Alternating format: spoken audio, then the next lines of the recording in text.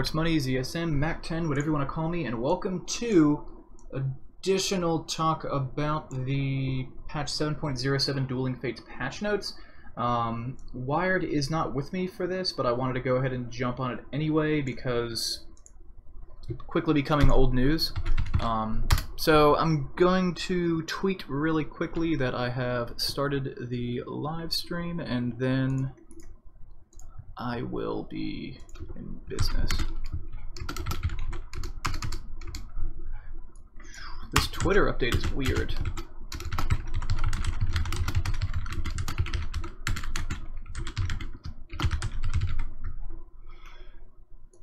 Okay, so stream is live. I have tweeted about it. I think that's all I need to do. So, cool. Let's get to work. Okay. So, drafting. All pick drafting is now in the following order. Each day, 10 heroes are selected automatically. As bonus heroes for the day, bonus heroes provide you with a free mango on selection, cannot be sold. Also, a little bit of background for me. I've not played a single normal game since the patch, but I've played a bunch of Dota Turbo. Removed repicking, good idea. So, I kind of like the changes to randoming. Like, I kind of like it. It's pretty okay. It's pretty okay. Laning. Middle lane no longer has an additional creep. Creeps now made closer to the safe lane. Wait. We've already talked about this. I talked about this with Wired. We got down to items. Okay. We got down to items. We got through neutral abilities. So, if you're interested in opinions about this portion of the patch notes, go see that previous video. It should be public under the playlist for the show. So, item changes. Courier. Courier cost increased from 100 to 200. Ground courier movement speed increased by 30. This is a bug. The Monkey King doesn't actually go 380 right now. He still goes 350, which is what he was in the previous patch. Flying courier speed increase, that's good. Flying courier upgrade, no longer purchased. All of this stuff is good, in my opinion. I don't think anyone's going to argue that that's bad, especially for pubs. Courier can no longer refill bottle, and courier can no longer be purchased more than once. So courier can no longer be purchased more than once. I think it would be cool if this were the case, but it had like a 10 or 20 minute cooldown, so like you can buy it, it automatically upgraded, but it had a 20-minute cooldown, and the reason being is because then if you're in a tight spot where your courier gets sniped, you can buy one with a real, like, actual use case for it. Versus this is just, like, to prevent trolling.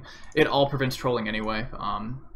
Courier can no longer refill bottle. That's a huge nerf to mid, but if you've been watching the way the bottle interacts with mid and the way it slows down courier movement speed and things like that, it's gradually been nerfed every patch since, I don't know, like the last 2 or 3 years, 4 years. It's been nerfed like every single patch. Bottle crowing's been progressively nerfed. Remove the following items from the side shop: Quarterstaff, Orb of Venom, Blades of Attack, Sage's Mask, Stout Shield, Ring of Protection, Ring of Regen, Ring of Health, and bottle? I didn't know one-charge bottles were actually available at the side shop, so that is a big deal. I had no idea that bottles were available at the side shop. Adding Ring of Protection to the side shop is kind of interesting because now you have to buy the Sage's Mask if you want to have Basilius, but the Sage's Mask is what gives you the bulk of that regen anyway, and because of the way they reworked percentage-based mana gain. Oops, sorry, that is my email. I'm just not going to worry about it for the time being. So that's an interesting change. I think it's mostly to make it so people can't abuse being able to buy a Sage's Mask in lane to get huge amounts of mana regen without planning for it, because before this patch, the flat bonus from Ring of Basilius was huge, to the point where you would just pick up the Ring of Protection and then bring it to lane with you and you could plan ahead. Now you can't really plan ahead. So now full charged bottles are at the secret shop, which is kind of a big deal. I'm not sure how much of an effect that will have on the actual game because it's still at the regular shop. It probably will have a decent effect. Like, it's pretty good for your offlaner now. Voidstone should have been at the secret shop from the get-go. Ring of Health should have been there from the get-go. Observer wards increase in cost, bounty increased, Tango cost rescaled. I like the Tango rescale a lot. In fact, I would really like it if you could just, if they would just make it, they would just divide it like 150 by 5, so 30 gold a charge, and then you could buy as many charges as you thought you needed. I think that'd be a really interesting change. But I think they're worried about making Tangos too powerful. Smoke of Deceit cost increased by 30. That's probably fair, especially because it wasn't like, it's not going to affect pubs too much. Gauntlet, so like a lot of just rescales here. The Perseverance no longer granting 10 damage is kind of annoying, because I feel like there's this weird period when you're farming a Battle Fury and a lot of heroes, specifically Anti-Mage was a big one, where you really enjoyed that plus 10 damage. And Anti-Mage has been so strong this patch anyway that I don't think it really matters. So it's kind of nice that I'm going back and doing this after not doing it for a while. Drum of Endurance no longer providing 3 damage is... It's because you get the bonus strength anyway, and if you're a strength hero, which a lot of drums carriers are, then you don't really care. Aether Lens rework. So higher cast range and no spell amp, and more mana. So this is actually a pretty significant buff because you bought it for the cast range, you didn't buy it for the spell amp, and the mana pool bonus. I mean, it's just... Aether Lens was an item that I thought was really, really, really stupidly good to begin with, but I think it got like overshadowed by Veil and similar items, and now it's just like even better. Like Aether Lens is so stinking good now. Battle Fury now requires a Demon Edge. So the big deal about this change is it makes the Battle Fury like a good bit stronger, because even though you're losing 5 damage, the cleave distance is increased significantly, but the Demon Edge instead of a Claymore, so like it's overall becoming a much stronger item with a 400 gold smaller price, but it forces you to go to the secret shop, which is kind of a big deal. Like mechanically, that's a big deal. This is something where your courier has to go way out of the way, or you have to actually jump over to it. So this is pretty significant, but in pubs, if you're getting a Battle Fury, and in most situations, unless you're like endgame against Megas, if you're getting a Battle Fury, it's something you're using to farm up for the later portions of the game, so it's not an item that you're getting in a clutch situation anyway. It's not an item that's going to make or break the game if you got it before a fight, so adding it to the secret shop is not a big deal. My MMR is 4,700, and I'm a shameless lichen picker. You can look up esports monies on Dota Buff. All my stats are public. Boots of Speed, movement speed reduced by 5. I actually really like this change because what this does is it causes greater segregation between people that have boots or movement speed boots, like brown boots, and treads or other upgraded boots, which is always a good thing. It rewards you for sinking more money into that single slot, which is nice. Boots of Travel building prioritization range increased.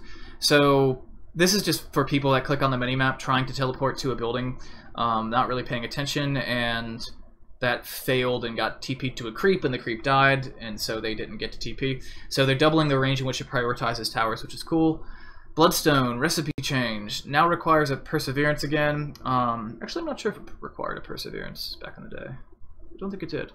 But the cost apparently is the same, and it has 2 additional charges, so I think it's kind of a buff when you pick up the item, but for a lot of Soul Ring heroes, for a lot of Bloodstone heroes, you need Soul Ring anyway, so that's kind of a nerf to Bloodstone heroes.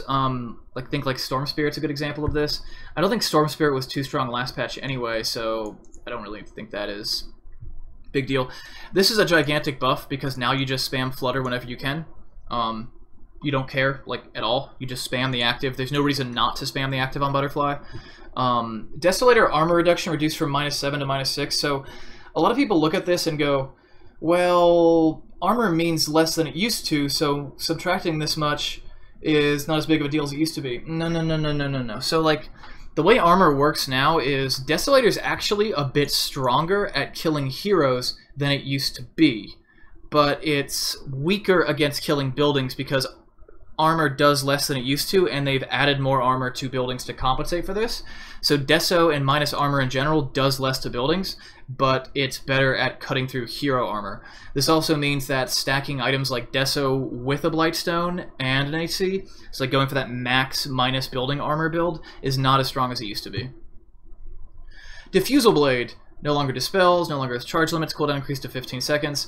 I don't know, I think this is actually a pretty big nerf to Diffusal. Drums of Endurance bonus attack speed increased by 10. The fact that they increase attack speed by 10 and also give it a point of strength is making it really, really, really pretty on Lycan. So the active 30, it's only the active, which is like either 6 seconds or 8 seconds in duration, but that's pretty big on Lycan because at level 4 his wolves have 0.9 base attack time, so the lower your base attack time is, the more you get out of each additional point of bonus attack speed. So this is actually huge. Like, this is gigantic. Like, this is that combined with this, and the fact that he has a level 25 talent for +3 wolves means that if you actually have the active enabled, you could have backdoored buildings up until they changed backdoor protection to make it from 25% to 40% in a hotfix patch. 7.07b changed it from 25% damage resist to 40% damage resist when they're under backdoor protection. Before that patch, you could actually backdoor buildings like we were in the old days, boys, like it was 6.8. But because of the new patch, I haven't tried it with the latest patch, I don't think we can anymore. We probably cannot. Ethereal Blade projectile speed increase, that's fine. Probably is needed now anyway because Morphling got nerfed. Scotty no longer requires Oof, that's cool. Force Staff cooldown increased. Glimmer Cape can no longer be disassembled, that's probably good. Disassembly is actually a big thing with the balance of the game. So if you think about, if every single item were able to be disassembled, then like back in the last patch when we had Iron Talon, Lycan could use Iron Talon's Ring of Protection to build his Vlads. Then he could sell the recipe and keep a Quelling Blade. There were a couple of patches where Quelling Blade was still percentage damage based, so you still wanted to have it for most of the game, and keeping that, and like you still wanted to have that percentage, and that did more for you than the active on the item because you did so much damage with yourself, and also because the active doesn't work on Ancients. So there's a time where you actually wanted to have Quelling Blade, and you would have loved to have been able to disassemble it. So the game is actually significantly balanced around disassembly, so this is probably a bigger nerf than it looks like, but I don't play heroes that need Glimmer Cape very often. Hurricane Pike, that's a pretty significant buff, I think. And I think one of the problems with Hurricane Pike is that pretty much every hero that likes strength and likes agility, or has low hit points and needs agility, really likes having a really likes having the Dragon Lance, but not very many need Hurricane Pike. In fact, before this, I think Hurricane Pike was pretty much something you only built for the active. Now it seems like it's worthwhile to just build for the sake of building. So Javelin now gives 25% accuracy, which is a pretty big deal. That means you can sort of linearly, you can linearly counter evasion by stacking Javelins, or you can just combine them into MKB. But either way, this is like, it's indirectly, there's no longer a hard counter to evasion, and there's no longer a straightforward, just straight, like evasion is here, you can build this item and it gets rid of evasion entirely, which is what we kind of have used for the entirety of Dota. So Javelin's like maybe you pick up a casual Javelin in some situations because you're against a hero that has like one of those 10% evasion talents, but doesn't like it's still not gonna really account for it, but it's gonna help, and it's a pretty cheap item now, so this also, the biggest thing this does is makes it so MKB is just trash now. Like, MKB just sucks now. Basher is now more expensive, no longer grants damage. Bashes cannot be evaded, though. So, Basher is more expensive, but it's a significant increase to the value of it once it's in your inventory. And I think Skull Basher actually has a 25% chance, so that's a pretty big buff. Abyssal no longer grants 10 damage. Bashes cannot be evaded, so Abyssal, if you go from Basher to Abyssal now, you're pretty much just going for the active. The stats are negligible, which is kind of what you were doing the whole time. But so, the new MKB uses a Hyperstone and 2 Javelins, so it actually gives you attack speed, but it's 60 attack speed, so... Oh, but the damage is pure on the new MKB, and before it was magical, so you can always get that damage up. I still think this is bad. Like, I still think this is pretty trash, but with the attack speed, I don't know, we'll have to see how this works. I think it's still, like, way weaker than it used to be. Like, I'm pretty sure Monkey King Bar is, like, way weaker than it used to be. Lincoln Sphere can no longer manually target self with Lincolns. That's kind of a big deal because you could target yourself with it before a fight. It would get broken, and the cooldown is the same length as the duration. So you could plan ahead, and then you could basically force it to go into cooldown ahead of time while giving yourself a buff. So you could use it, run into a fight, and let's say you only had 1 second left until it expired. Someone could do something to pop your Lincolns, then someone does it a second later, and it doesn't set it on cooldown twice, so you basically got double Lincolns if you were good at casting it. Now you can't do that. But you still can do it if you're a support that's Lincolnsing up like a single carry or core. Magic Wand is cheaper, which is good. I think anything that makes Magic Wand cheaper is good. Regen, instead of having all those stats, or like -2 stats in favor of plus 1.5 HP regen, is pretty good, especially because this is an item that you see on supports for a very long time, so I think that's pretty worthwhile. And making it 65 gold cheaper is also good because those supports can get it quicker. So Necronomicon has been reworked. Mana Burn has been removed from the Archer, and level 3 Archer now grants Purge, which actually has the slow and dispel, and targets enemies only. So the recipe is more expensive, but it's actually cheaper overall now because like it's significantly cheaper. So 650 plus 550 is 1100. So it used to be 1400 plus, it's 350 cheaper at level 1, and then 250 cheaper at level 3, and then 150 cheaper at level So it's, yeah, it's 150 cheaper at level 3. So, and then 250 and 350 going down. So it's significantly cheaper across the board now. Actually, sorry, remove 100 from that. So it's 50 cheaper at level 3, 150 cheaper at level 2, and 250 cheaper at level 1. And the biggest problem with Necro, like the biggest spike, is when you get the first Necro book, because you're basically spending 2,700. Like before this patch, you spent 2,700 for Necro book. Is that right? 2,750 for Necro book, or 2,650, and then for an additional 2,600 gold, you could upgrade it, make it so it gave you essentially double the stats, and like the minions were exponentially better. Like they're incomparably better. So the spike between not having it in level 1 has been reduced, which is a good thing. It scales better now because the recipe is more expensive. By scales better, I mean it's easier to scale into getting it. I like it, but that being said, if you're going for like Lycan Necro, which is typically what I'm getting a Necro book for, you're farming so quickly that it doesn't actually make sense for you to use the courier to get the item. You just you wait until it's level 2. Poor Man's Shield removed from the game, so this is a big nerf to pretty much every single agility core in the game, and then some cores that aren't agility, because it gave you 1 armor. The 6 agility was essentially 6 damage and 1 armor, and then it would be movement speed as well now, and it gave you 6 damage block. But because they buffed Stout Shield slightly, I'm actually okay with this. A lot of people are saying doom and gloom for the jungle because there's no Iron Talon and Poor Man's Shield is gone, but because Stout Shield is better, stacking Stout Shield is also better, so it's something to consider when I'm doing jungling guides. In fact, I have an Alchemist guide that's my next video to be uploaded that utilizes a double Stout Shield build. Orb of Venom, damage over time, no longer dispels consumables or disables blink. I think that's fair because Orb of Venom is extremely cheap, and having something that prevents people from using blink for 275 gold or 325 or whatever it costs is really, really, really imbalanced, because Blink's like a 2100 gold item, 2300 gold item. So, Pipe of Insight Barrier now affects buildings. I don't know why Pipe was buffed, because Pipe is one of those items that I feel like we've seen too much of lately, so I don't like seeing it buffed. I just don't. And I think buildings overall got buffed a lot this patch, and it's not even going to do that much for you because it's basically just blocking like the few abilities that are casted that also happen to affect buildings that aren't physical.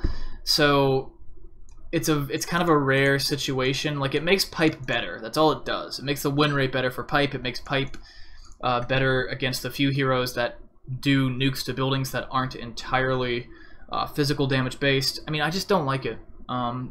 Makes Pipe better against techies. I don't think Pipe needed to be buffed. I don't think it needed to be nerfed though. Ring of Regen cost reduced by 300 gold. This is a really good change because Ring of Regen, historically, and even after being buffed slightly, Ring of Regen is the weakest item in terms of what you get per gold in the entire game, and it has been for years. It used to be 350 gold for like +1 regen. Like, or +2, whatever. I mean, it's the weakest, it was the weakest item in the game for years. Satanic now requires a claymore instead of a mithril hammer, so Satanic is more expensive. Oh, I don't remember if it actually used a recipe. I think it did. So that would actually make it... They'd probably just adjust the recipe price. So, Sentry wards no longer automatically appear in front of obs when buying them.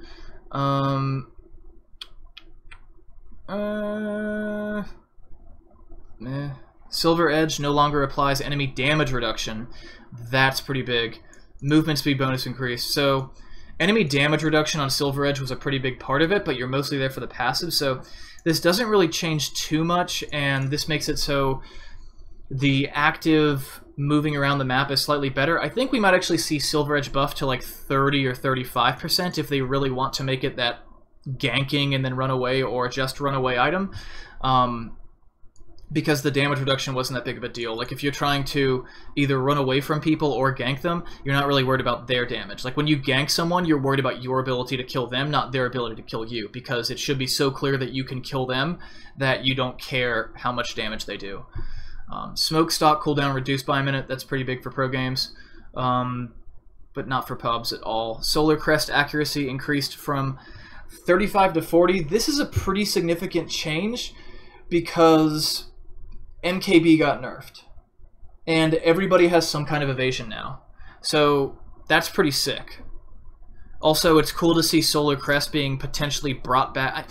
Like, maybe actually it's not that cool, because I like Solar Crest being in the meta because it reduces armor drastically, and I don't really like seeing it come back for accuracy purposes. Like, the accuracy mechanic seems like something completely artificial that doesn't really need to be here. Sorry, I had to say it. So 5 gold more expensive Soul Ring, 6 health, or 6 strength, and +2 HP regen. And they're really focusing on the strength and the health regen aspect of the Soul Ring, and I think that's kind of appropriate because when you think about the heroes that like Soul Ring, like Storm is one of them, but he's kind of the exception. Like, when I think Soul Ring, I think Earthshaker, I think Omni Knight, I think Wraith King. I think heroes that are really bound by small mana pools and don't care about the HP hit, and giving them a way to recover some of that HP is a pretty big deal. I'm pretty sure 6 strength is going to equate to at least 1 regen, and it's also going to increase your max health like over 100. So that's a pretty big buff to it for strength heroes. Okay, so this is pretty huge. Stout Shield damage block increased by 2. It's not that huge, but considering most of the heroes that I bought Stout Shield on, except for a few rare agility carry instances, were heroes where I really just, like, I bought it for that item and then sold it back and never upgraded it, I think that this is a pretty significant buff. In fact, this is probably the thing that will keep the jungle, like, hanging on for this patch, because you can stack 2 of these, you can throw a tiny bit of armor on top of it and a Quelling Blade, and you can do so for a pretty low price, and it's awesome. So this is something I've been incorporating into a lot of my guides. It's a little typo there on Valve's part, but this is something I've been incorporating to a lot of my guides, and I think it's something that you're going to see a lot of videos out for me. You're already seeing these videos out for me. I have one coming out potentially this evening. It's already recorded and ready to go, but I don't want my Huskar guide to lose traction because of it. So probably today you'll see an Alchemist guide come out for me that's focused around getting 2 Stout Shields. Urn of Shadows. It's now magical damage instead of pure, and it's increased, so that's kind of a nerf to it. I actually don't remember we'll talk about the new item in a moment. Vlad's aura now stacks with Ring of Aquila and Ring of Basilius, so the big thing about this change is it kind of goes hand in hand with Ring of Basilius and Vlad's both being insanely good value options for the mana in the past, and because they reworked the way mana regen works, it's not as overpowered as it used to be. Also, because armor is worth less and these items still give the same amount of armor, it's not as overpowered as it used to be. It's good, but it it's like back in the day, it would make sense for the mid game for you actually to have a Ring of Basilius and a Vlad's because it gave you so much mana regen, and the armor was just like a nice bonus. Like, you can't understate how good Ring of Basilius was up until this patch in terms of the amount of mana it gave you. It's one of the reasons why like the Teardrop is such a coveted item, or the Raindrop, the enchanted Raindrop. So this is kind of big, but because this would have been big, but because they rework things, it's not designed to encourage you to stack these things. It's basically the devs looking at the game and going, why not? It's not imbalanced anymore. This protection was put in the past to protect against it being imbalanced, and now it's like balanced. So Meteor Hammer. So I talked about this one a little bit before, just on stream, and it's already been nerfed to the point where I think it's like half of the damage it used to do. So 60 damage, I think it's 50 per second to structures and 90 per second to non-structures. So it's a significantly weaker item than it used to be, and I kind of have a problem with that. So when I was originally looking at this item, I thought to myself, this is either going to be overpowered and in need of a nerf very, very quickly, or it's going to be completely irrelevant. And pretty much the entire professional scene thought this item is going to be completely irrelevant after a few days of playing with it, and for some reason it got nerfed anyway. I would have liked to see the item have a 1,000 gold recipe added, and have the effect against structures closer to what heroes are, and like, let's say structures become 100 and hero become double. Or just double both of them. And then add a 1,000 gold recipe, or a 1,500 gold recipe, some kind of recipe. I would have really liked to see that. But as it stands right now, this item is essentially useless because the damage that you're doing, you're buying it for the stun now, not the damage. Yeah, MKB is just trash now. Also, you can't backdoor towers anymore because they changed in patch 7.07b, which actually comes after. It's the one that is the hotfix that just came out. They've increased the amount of damage reduction from 25% to 40%. I actually had this I spent 2.5 hours one day doing math to see if Lycan could backdoor things and to see what the best possible backdoor build for him would be, and I've concocted the best possible backdoor build for him, and was like, this is 100% going to be backdooring shit. And now I don't think it will, because that 15% is pretty huge. Like, he still will backdoor things, don't get me wrong, but a lot of it is so cooldown specific. Like drums are a part of it. The active there is a long cooldown, short active. Either way, even if without the active on the drums, you're still hammering into the tower. One of the big things about being able to rat through backdoor protection is to leave without getting caught, and now you can. Aeon Disc has been buffed slightly, so it's 700. It's like 75 gold cheaper than it was, so now it's 36.75. So it's like 16.75 plus energy booster plus a Vite booster. The status, this is a really, really situational item, and it's also really, really good on specific heroes. So like Huskar loves this item. Like this item is so sick on Huskar, and considering Huskar typically is going to have at least some like decent amount of mana regen, but really low base mana, this is like a couple of casts of Inner Vitality. So this is an item I think you get as like a 3rd or 4th item on Huskar, and then it's like super situational depending on the heroes you're playing against. In some cases I think it can actually substitute for BKB, but we'll have to see about that. Especially on strength heroes, I think it can substitute for BKB. Like, this is an item that I don't think you ever get. It's an item that seems like it was built like also for Centaur, because Centaur has so much strength that he has so much status resistance, and then you add this plus 25, and now Centaur is super resistant against freaking everything. Spirit Vessel, new item. I've talked about this before in some detail, so I'm gonna kind of gloss over this. Just noticing now it is also the magic damage, not pure, so it's still like It's taken Spirit Vessel and Urn and making them both slightly better items overall, but with a focus on making them better at healing, more so than damage. So the Nullifier is a stupidly broken item that mutes a target and slows it by 0.4 seconds every time you attack. So it's really good on heroes like Ursa is one that comes to mind, but also ranged heroes with high attack speeds love this. PA would probably love this a lot because regen, armor, and damage are like right in her wheelhouse. But it's also really expensive for what it is, so I think it's pretty situational. If you're playing a ganker or a carry that likes to gank, and you're playing against someone like a Ricky or someone like anyone that's got a passive skill that's going to help them escape, this is the ticket. This is a big deal, because if you have that burst damage, you'll just tear him down. Like a late game anti-mage worried about, well, not worried about, but interested in a Ricky. Actually, no, sorry, it's muted. So anybody that builds a Shadow Blade is going to be countered by this, because you can hit them and they can't, like, they're muted. They can't leave. They just take damage. Also, you can use it on people that are BKB buyers. That's like probably the scariest concept of this, that and the fact you can't escape from ganks if this is on you, but BKB's the big one here. Kaya is, and again, I made a video just talking about these new items, but Kaya I think is the strongest of all the new items because it gives you so much. So you have 10% less mana cost, and you lose 10% mana whenever mana is burned, whether it's by a passive right-click ability like Diffusal Blade or Anti-Mage, or an active ability such as Lion's Mana Siphon or Suck, or Nyx's Mana Burn. You get 10% Spell Amp and you get 16 Int. So the item gives you a huge amount of, like, it's not over heavy in one area, but it gives you a pretty solid overall boost to everything. And it's 1950. Like, it's the intelligence version of Sanj or Yasha. So the item should have been in the game a long time ago. I think it's going to get nerfed. I think this should be like 10 int probably. I think even if this were 10 intelligence or 8 intelligence, I would probably be looking at this and going, holy shit, this is insane. And I would like to see this intelligence nerfed more than I'd like to see this, because I think this is really cool.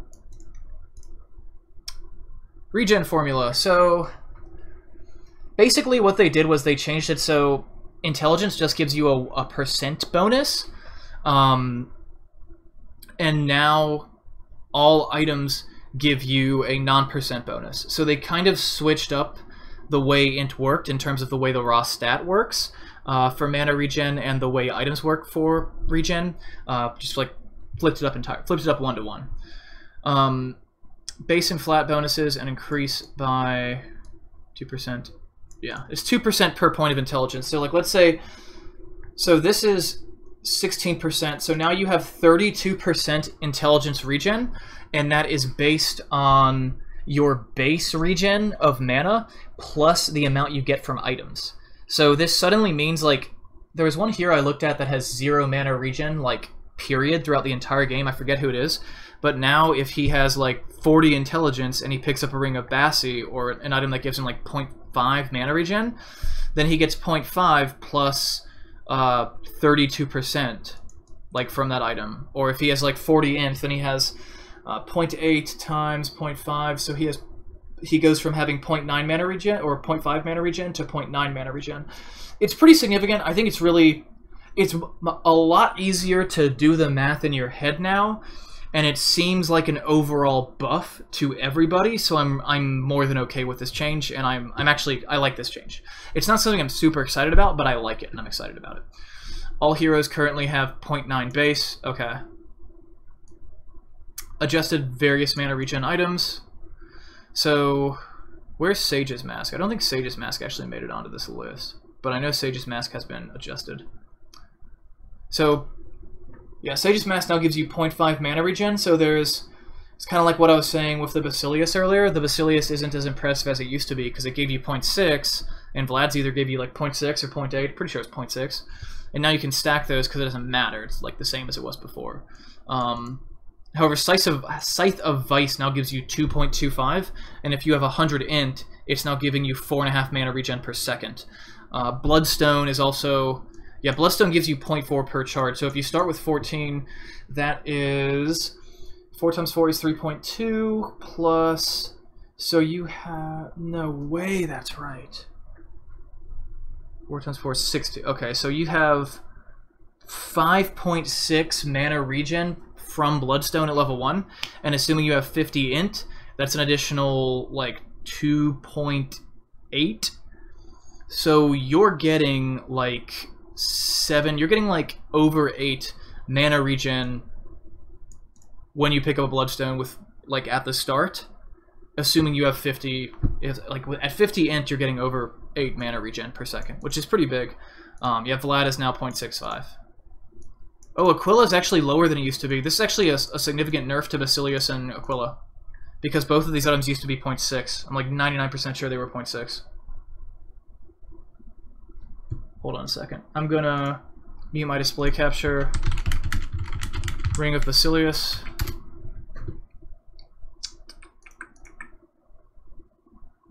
So its mana regen is 0.05. Yeah, it used to be 0.65.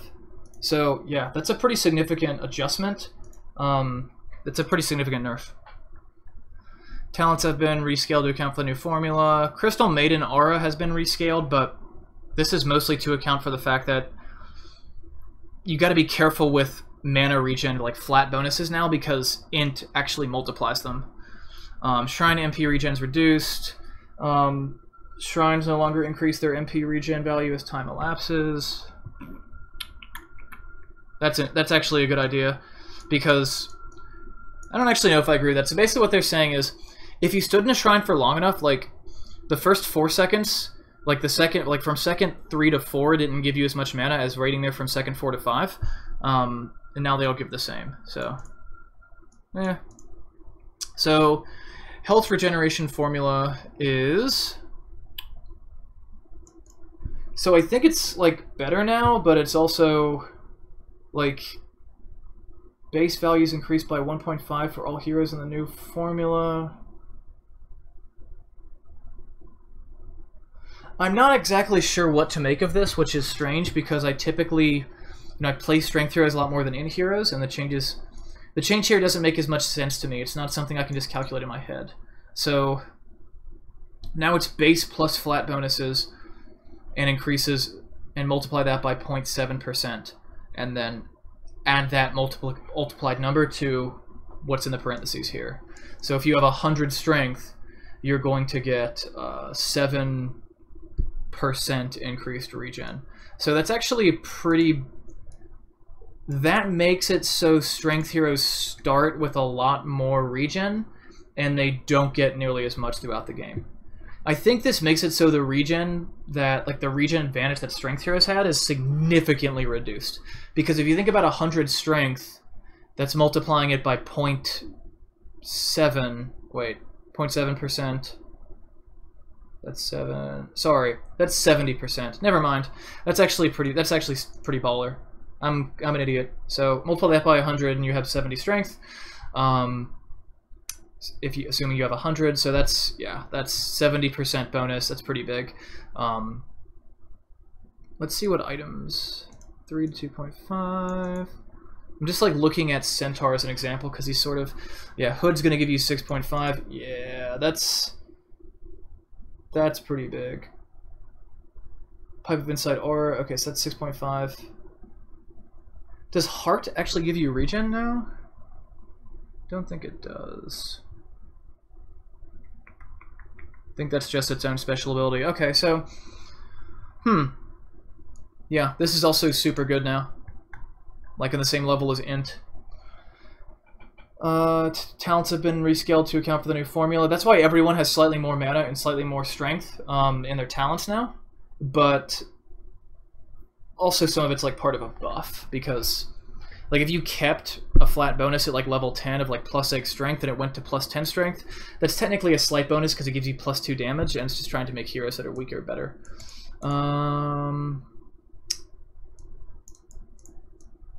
Okay, so I was talking about the fact that I've made an Alchemist guide that will be uploaded later today. Also, keep in mind that that Alchemist guide is going to have like a short funny clip at the start, so you can skip through that if you need to, but please don't turn it off just because I put a funny clip in there.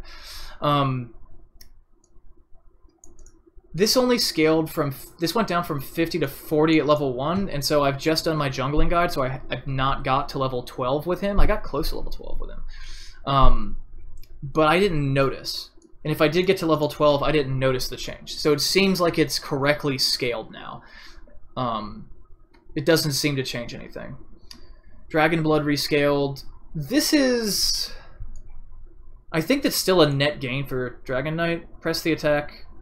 Rescaled.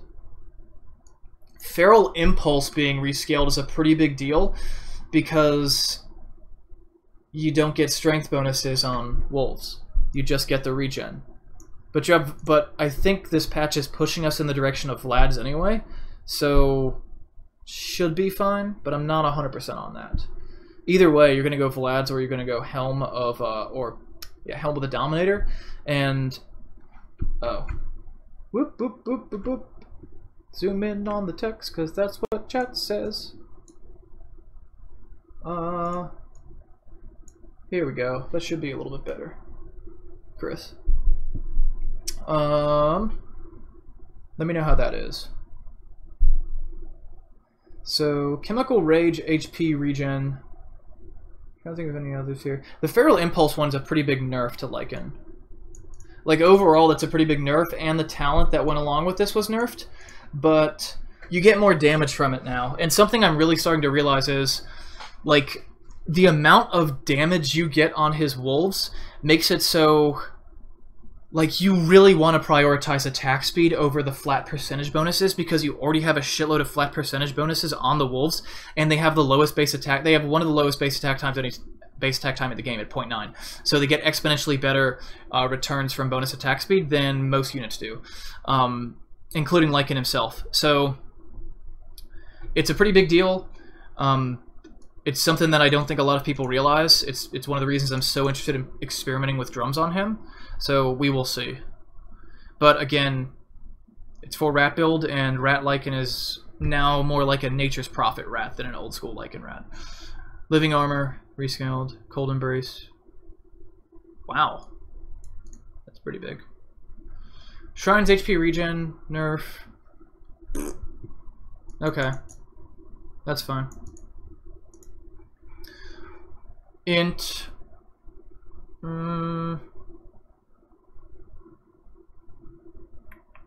Okay, so I've talked about the perk a little bit before, so you get status resistance if you get strength and you're a strength hero in addition to the damage. And then agility gets a tiny amount of movement speed, and an int gets magic resistance. I think the status resist is the big one here, because when you think about this, like 0.15, if you have 10 strength, that's 1.5. If you are a centaur with 100 strength, you now have 15% status resist. You get Aeon Disc, you now have 40%. That 40% status resist means you have slows, silences, stuns only last 60% of their original time on you, and the game is balanced around that, and most of those haven't been adjusted for this patch. So now strength heroes are super tanky. Agility heroes move significantly faster. Intelligence heroes are less vulnerable to magic damage. These all fit really well to the lore of the heroes, or to the story of the heroes, or to the feel of the heroes. But in terms of actually making a difference in the game, it feels like strength heroes got an unfair buff here. Which I like, because I play strength heroes because they're the easiest cores to play in most situations. But we're probably going to see repercussions for this, either nerfs or a pro scene dominated by strength drafts. And you now get more armor for agility than you used to, because armor is worth less. And the reason being is because they wanted to make it so armor is worth less at all points, but they didn't want to nerf buildings. So heroes that rely on doing minus armor damage to buildings were collateral damage, like Lycan and Nature's Prophet. We're collateral damage because now heroes are more resistant to our Desolator. Now towers are more resistant to Desolator because they have more armor, and we give them less minus armor if we go Deso. But like the Deso thing, I think Deso should have a modification so it gives like 10 minus armor on buildings, and then I shut the hell up, or make it so minus armor on Deso and minus armor on AC and minus armor on Blightstone give 50% more minus armor against buildings, and I just shut the hell up about this, and we're totally fine. But as it stands right now, this is like, it's a big nerf to buildings, and I think that if Ice Frog thought about it, he would probably be okay with the buffs to those items I just mentioned, because this was specifically designed so that agility heroes all have a significantly larger amount of armor, and armor means more when you have a shitload of it. It's also to penalize strength heroes a little bit. So strength heroes are going to be inherently stronger and inherently tankier than they've ever been before, but agility heroes now have movement speed advantages on them, and agility heroes are going to have the armor advantage on them. So they take less damage from attacks. Intelligence heroes take less damage from magic attacks. Strength heroes are impaired less of the time, but they also have shitloads of hit points. So I've already looked over the first half of these. Abaddon got a pretty significant buff, I believe. I'm going to go look at his talents. Yeah, Abaddon is pretty significantly buffed. He was good before this, but he's been buffed slightly. Alchemist is buffed massively, so I don't want to take too much time on the heroes that I've... So like I was preparing to go over this with Wired and didn't get the time to, which is why I'm doing it now, because I want to get it out before it becomes completely irrelevant. But I went through and studied half the heroes so far, and kind of made general decisions about whether or not they got buffed or nerfed and by how much. So Alchemist got buffed significantly. So in the current patch, you're basically going to want to go attack speed or armor. It's kind of up to you. In level 15, it's also up to you. At 20, get the cleave. At level 25, get the base attack time. I was already talking about how big of a deal base attack time is. If you get the 25 attack speed here, you're building AC, you're building Moon Shard, you're building items to give you attack speed. Reducing that by 0.2 seconds and also having an Octarine that's going to reduce your cooldowns by 25% is going to mean that you're always in ultimate form, and you always have 0.2 reduced base attack time, which means you have, like, your base attack time is like 0.9. It's like the same as Lycan Wolves, which means that you just attack faster than it's like literally conceivable. The buffs to Unstable Concoction with these talents is also a big deal, but I think this plus Cleave is a bigger deal, because Cleave also means that you can go Midas or some low-end... Yeah, Safe Lane Alchemist definitely back, or Jungle Alchemist even. And seriously, my jungling guide coming out today is... Like, it's kind of a meme video, but... And I go to Radiance, but I even say in the video, don't go all the way to Radiance, just get Armlet and then go do something else, because you can get an Armlet by like 8 minutes or less. And an Armlet's a pretty hefty item at like a 2,600 gold cost, so, or 24, or 2,500, something like that. AA... So Ancient Apparition his Chilling Touch no longer reduces attack speed, and I think that was a big deal, because in the late game, you don't really want... It's like you don't attack. You don't do that. So... He got an overall buff. Like, AA got an overall significant buff. Not massive. Anti-Mage got gigantically freaking buffed. So now you have the Uncontrollable Blink Illusion. The Blink Illusion was actually moved down here, I believe.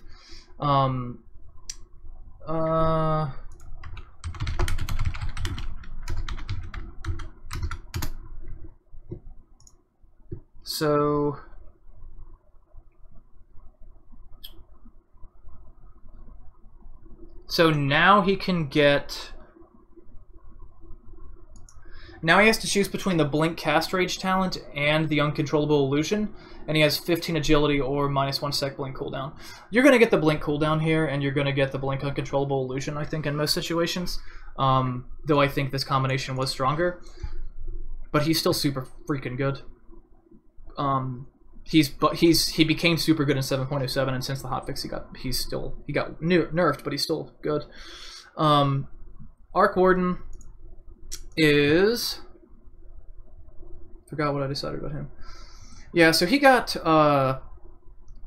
buffed like significantly, but because of the way Flux works, and because they increase the duration and not the DPS, like they changed that out. He basically does less damage than he did in the past patch, but he has so much more health here. The carry build for him looks even better, and the not carry build looks even worse. And I think the not carry build is the only way that he's going to be relevant, because the carry build's always been really cool and really fun, but it's always sucked. So, Axe. I'm trying to remember what I thought about this. So... He got an overall buff. Yeah, I think you get, I'm pretty sure you always get the Berserker's Call AoE at level 25. Like, he used to have 15 armor, now he has a plus 100 Berserker's Call AoE, and his attacks counter, or proc counter Helix. He has mana regen now, he has more strength, he has attack speed, like, he got a buff. Okay, so Bane now... His Enfeeble Steel's damage is now at level 15, and he has to choose between that or experience gain, so that's like a gigantic nerf to him since patch 7.07 came out. So now you can get the cast range at level 10. It's only 100 though, but then you have to choose between Enfeeble steals damage or EXP gain at level 15. And this is a pretty gigantic nerf because there was this really cool core thing you could do because Nightmare no longer woke up units if Bane attacked, or it was no longer broken and transferred to Bane if he attacked them. Now Bane in 707 before the hotfix could Mask of Madness, sleep you, and then just burn you, and then enfeeble you, and then burn you down. He can still do that, but now he has to choose between being able to do that and getting EXP gain. But remember the EXP gain starts level 15? I think now it's kind of like you go Hand of Midas Bane and then go Mask of Madness if you're going for that sort of meme build, and then at level 15 you don't get the EXP gain, you've already got the cast range, and then you get the plus 100 feeble damage reduction, which... what is that? Yeah, that's 220 bonus damage to you, plus you have your base damage at level 15 is... yeah, it's like, let's say 80, so... yeah, 220 plus 8, you're like 300 damage, plus you have a little bit of damage from your items, so you're doing over 300 damage per hit, and you have crazy high attack speed.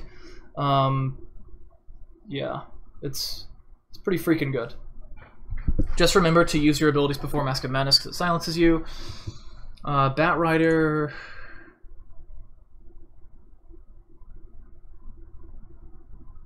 he got slightly buffed.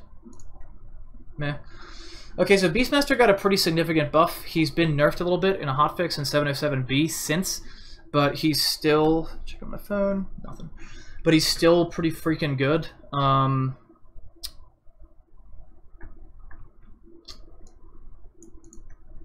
Did he get nerfed? So they increased the mana cost of his wild axes, which is fine. And they nerfed the damage talent to it, but... and they nerfed boar damage. Boar damage nerf here is a big deal. So the big problem with boar damage getting nerfed is, like, it hurts his jungle, and Beastmaster was actually able to jungle there for a few days. He's still super good, though. He's still, like, super, super good. He's not super good, but he's better than he has been in a long time. Like, even when Beastmaster is good, I've thought he is trash. Like, I've always thought Beastmaster is trash. Like, as a hero, like, as his concept, he seems like somewhere between, like, a poor man's Lycan and a shitty one-target. Like, if you took Lycan, Enigma, and Magnus and made a hybrid out of all of those heroes, and the shittiest possible way, that would be Beastmaster. But I think he's actually good now. Like, he's actually acceptable. Bloodseeker, I'm pretty sure got nerfed.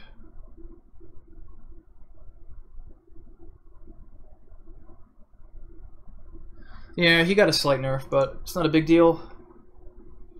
Bounty Hunter can now be alt-clicked to alert your team how much gold the target has, and it's in the track debuff tooltip, so that's pretty useful. So they gave him more EXP gain, so that's huge. So I think the hero is naturally going to have a lot of gold because he's a track hero. The hero got massively buffed, so now you have 50% evasion at level 25, and evasion's harder to deal with than it was before. Or you have the 300 track gold, which is probably what you're going to have to pick anyway. And then you have the experience gain at the lower levels. So I think the hero's, like... Bounty Hunter's one of those... he's like the opposite of Beastmaster. Even when he sucks, he's been pretty good. So he's kind of scary now. Brew is...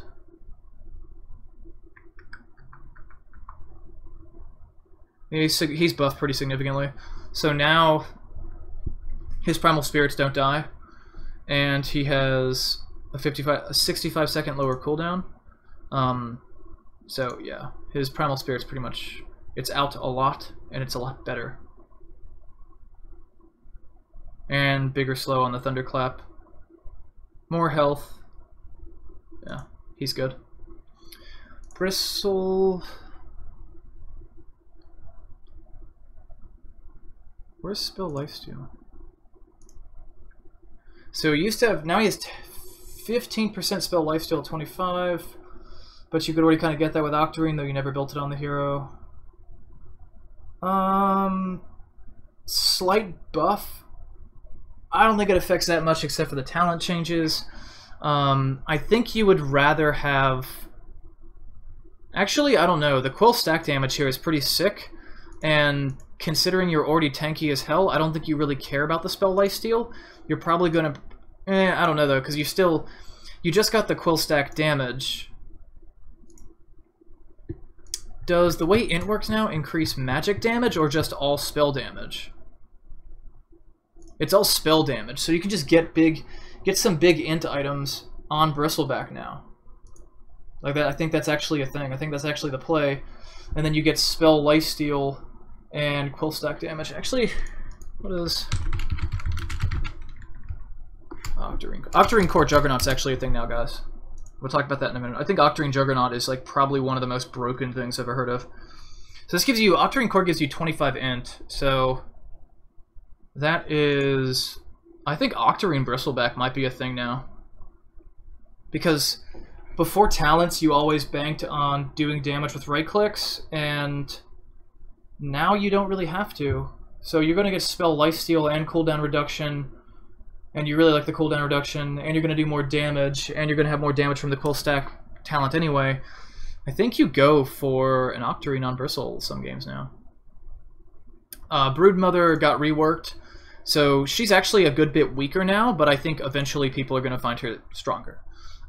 Though Wired disagrees with me a lot. I think eventually she will be considered a lot stronger than she currently is. She got reworked with slight nerfs and tweaking here because the frog was worried about how much... So she's no longer invis in the webs, but she has free pathing even after she takes damage. So Wired says that's worse. I don't know how I feel about it yet. He knows better than me, though. Way better.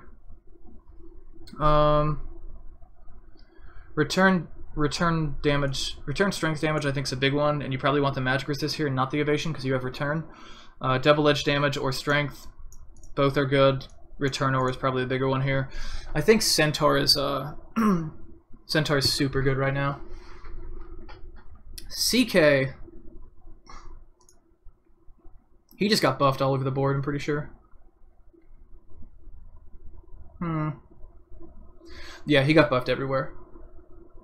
CK's a hero that the Ice Frog has buffed progressively every single patch. Like, he used to be, like, back in the days where Tiny was considered, like, the pub stomper that pros went for, CK was a close second. And he's been buffed for, like, 4 years now, and eventually we're going to get to a point where he's in every game. He will be the cancer hero sometime soon. Chen got moderate buffs. He got a significant buff to everything, but he just kind of sucks.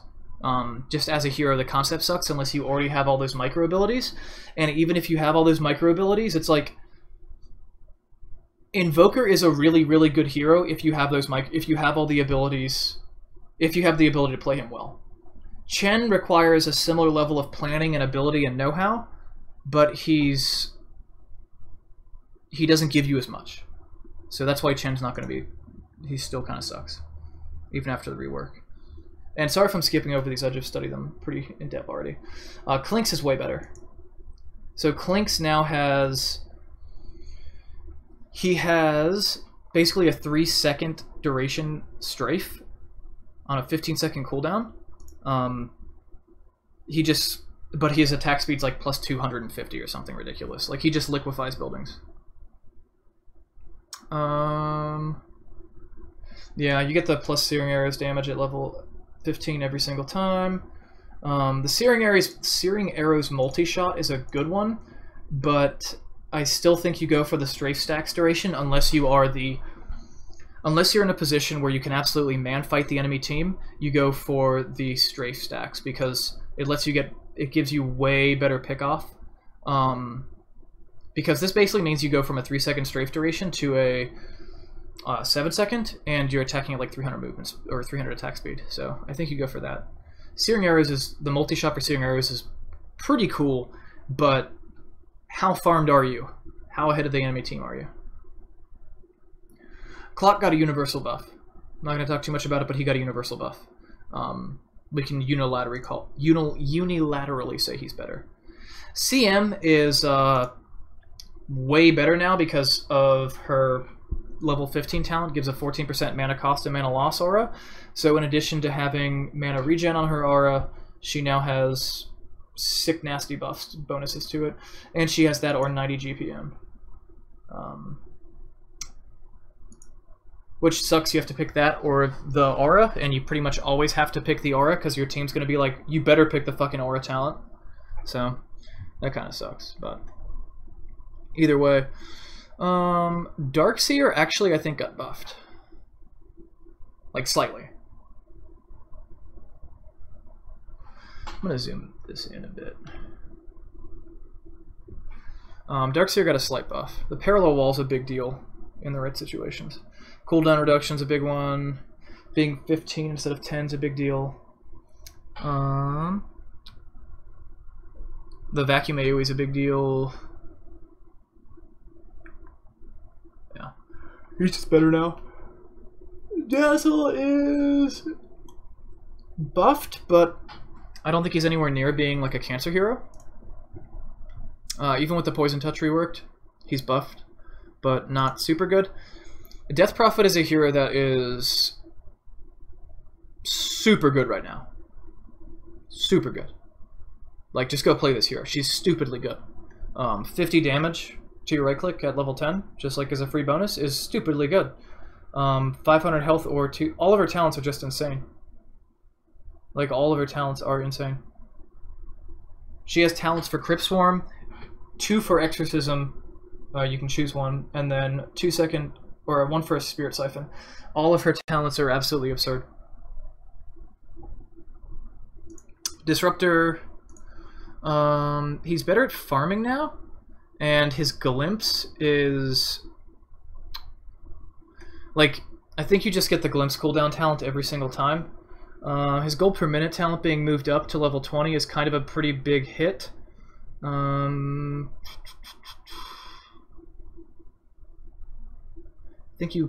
don't know which one of these two you get. Kind of depends, like if you're going for the late game, then you're going to go for the kinetic field cooldown, and you're going to get an item that gives you cast range. You're going to get like Aether Lens. Plus 4 kinetic strike hits you're pretty much never going to get, because the idea is this gives you more farming potential, but 180 gold per minute is so absurd that you just always get it. Like, you just always get it. Doom got a unilateral buff. Yeah, I would consider that. That is safe to say it's a unilateral buff, like across the board. It's just better. Doom's better now. DK, also pretty much across the board buff. His talent for double HP regen and armor from Dragon Blood is now level 20. And you choose between that or 150 gold per minute. I honestly don't know which one you go for. This is one of the only talents that they've purposely stacked up against GPM to make it so you don't want to go GPM, but I think I still want to go GPM. If it were 120, it might be a little bit different. It's also going to depend on the game. If it's all magic damage, I'm 100% going for the money, but this is... it's pretty cool. So, Drow's really good now because of her talents. This talent doesn't actually work yet. Actually, I think they fixed it, so that talent does work. She got buffed a little bit. She got a slight buff, I would call. Earth Spirit, moderate buff? Minor buff? I'd say it's a moderate buff. Its talents are just better. Earth Shaker is, I would say, significantly buffed. Yeah. I would say Earthshaker is significantly buffed because now you have more echo damage at level 20, and you can set that up with an Ags really easily. Like, it's encouraging you to add Ags because you have like a talent for Enchant Totem cooldown, and you have a 30 damage talent, so I think like Earth Dunker is like something they're trying to slowly move into the meta. Elder Titan got a buff. I'm just gonna say I'm gonna call it a buff. It's a noticeable buff, but I don't think it's enough for him to be like crazy stupidly good.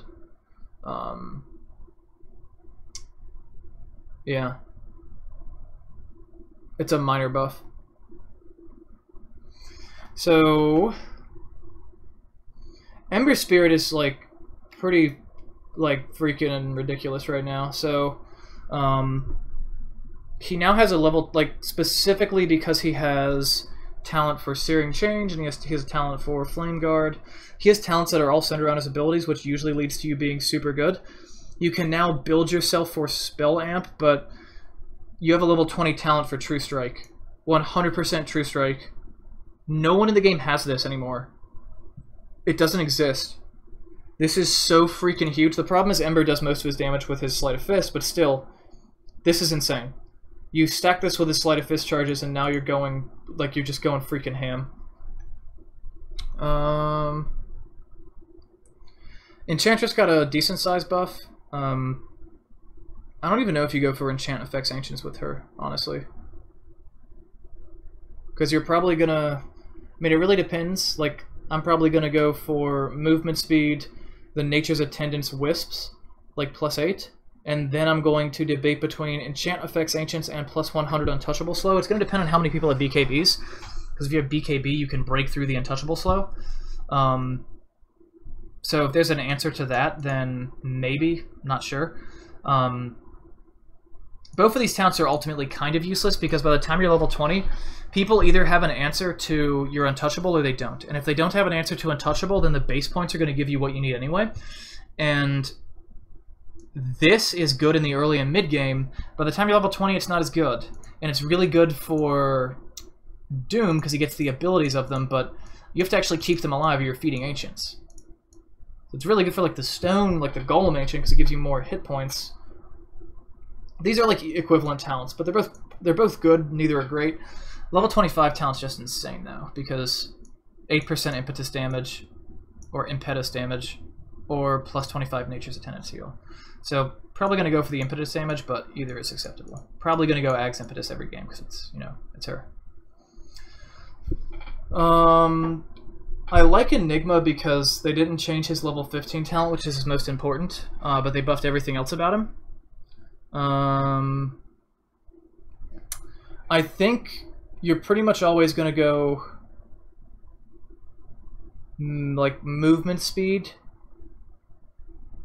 cooldown reduction, Elodian damage, and Elodian number of Elodians.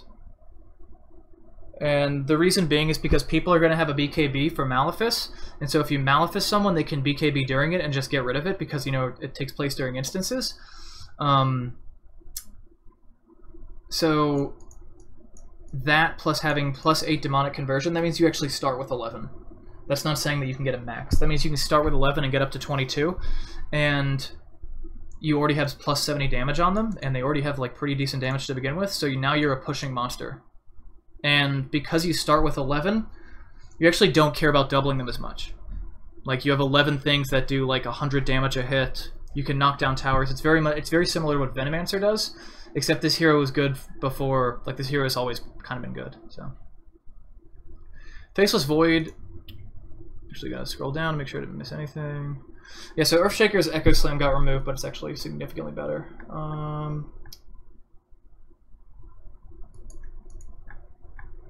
Faceless Void is just a talent change. Faceless Void is significantly better, except for the GPM talent. The GPM talent might come back to bite him in the ass, but it was level 20 anyway, so he's not going to be super crazy in the ultra late, but 25% backtrack is probably bigger than anything you could give him.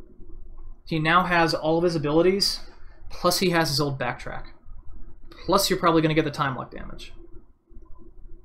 And attack speed. And 20 damage here. So, Faceless Void is actually a cancer hero now. You heard it here first. Gyrocopter got nerfed pretty big to his right-click build, but he got buffed pretty significantly, in my opinion, to his actual like ability build. So 3 homing missile charges or global cooldown. See, like before, the 4 flat cannon attacks is always going to be better than the missile charges. Now it's like, I don't know, because you have the global cooldown. Cooldown reduction, cooldown's a big talent. You're probably going to want to stack these two together. Flat cannon gets +3 flat cannon attacks is great and all. You're probably going to pick this over Rocket Barrage. The problem is, this is way better than this in the late game, but this is way better than this in the mid game and the early game. So it's hard to make a call here. +25 damage though, so it's up to you. I'd say this one can be justified either way, but if you're going caster, then you have to go call down, cooldown, and this. I don't know, honestly, because Rocket Barrage scales at movement speed as well. It puts the hero into a weird place, but I still say he's been buffed. Huskar got a unilateral buff. Because now you have this, and you get you have like a new talent, the Inner Vitality cooldown. And the attack range is nice, but the big thing is you can stack that with his Dragon Lance, which you're probably going to have anyway. So now Huskar is like a legit proper ranged hero. So you stack that with Dragon Lance and you're at like 250 plus his regular range. So now you're actually like a medium-low ranged hero instead of just being a meme. Invoker, broken as shit. I don't even really want to talk about it. He's so broken right now because he now has the ability to AoE Deafening Blast you. Everything he has is too good, I think. Everything Invoker has is too good. Wisp, I think he got nerfed in the update. Oh, Spirit Bear's health regen got increased by 2 at all levels for Lone Druid. Wisp is... I don't think he got nerfed. Yeah, so Wisp is still the same as he was in Dueling Fates. He's broken, he's Cancer. He's too strong. Pick him with any hero that likes a Scepter. That's actually why they had to take out Tiny Scepter, to give him that talent. Jakira's cast point's been reduced. Jakiro got a universal buff. I feel comfortable saying Jakiro has a universal buff. Yeah. Yeah, just universal buff. Juggernaut. Juggernaut is no longer silenced while using Blade Fury, but still cannot cast Omni Slash. He can only ward. So now, like, if you have a Juggernaut, I think the best way to play him, assuming that you can get to level 25 and get those Omni Slash strikes, is rushing Midas, getting yourself leveled as quickly as possible, and rushing Ags, and then getting level 25 for the Omni Slash with the Ags. Because if you do that and then go Octarine Core. So Octarine Core is going to give you spell Lifesteal, but it's going to reduce the cooldowns by 25%.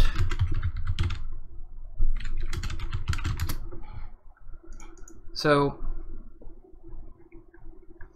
Omni Slash has a 70-second cooldown with an Ags, and then with 25% of that cut off, so 10 would be 100 would be 70, 35. It's like 17 seconds cut off, so now you're at like 53 seconds. You have an ability on a 53-second cooldown that has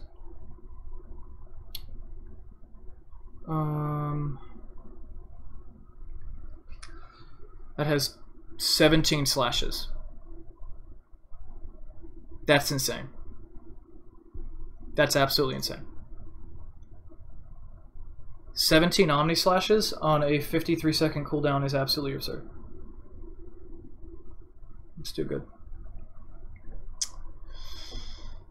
Coddle, I think, actually got buffed a little bit. Yeah, I would consider this a buff. Yeah, Coddle got a big buff, actually. Like, okay, yeah, now you don't even have to pick between Chakra Magic and EXP. Yeah, Coddle is stupidly, ridiculously good now. Yeah, Coddle's broken.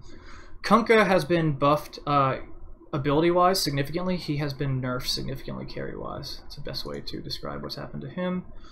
He can now use Quelling Blade for some reason. That was not a thing before. Oh, whoops. That's my Twitter. Legion Commander. Just universal buff for some reason. I think this is mostly for the pro scene. Leshrac.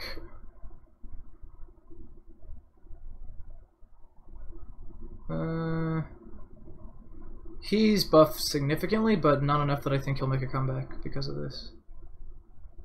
Lich is nerfed. Kind of.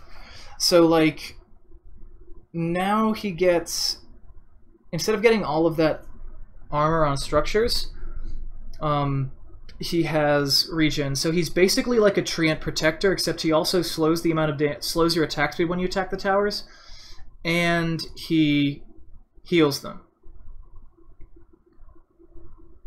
So he's actually better at holding high ground now. And now he has a 150 damage talent or 120 gold per minute talent, level 20. And now you can, if there's items you want, you just always go for the 120 gold per minute, because 150 damage is not as good. Unless you're like about to lose or win the game, then grab like a Mask of Madness or something, but still. Now you choose between cast range and Frost Blast cooldown. I think you're pretty much always going to go for the Frost Blast, because you can always increase your cast range. This is a pretty big deal because Lifesteal's been buffed pretty big, and this is a big deal because you now have two like different builds, one designed to destroy casters and one designed to destroy like strength, like the things he was originally meant to kill. So with Evasion and Feast as his talents, he just destroys what he used to, what he's always destroyed. Now he has an additional 1 second on Rage, and Open Wounds plus 50% heal. I don't think that does any more damage, but you can stack yourself up with the attack speed here and the damage and just rip through int heroes. So he has a very good path to kill int carries and agility carries, and he's pretty weak against agility carries, but he's got a very good path to kill int and strength cores. Lena got a universal buff. It seems like they've buffed her attack, like her right click, more than they have her cast. And I think the thing about I think the hero is just like about casting more than the right click. So I don't know.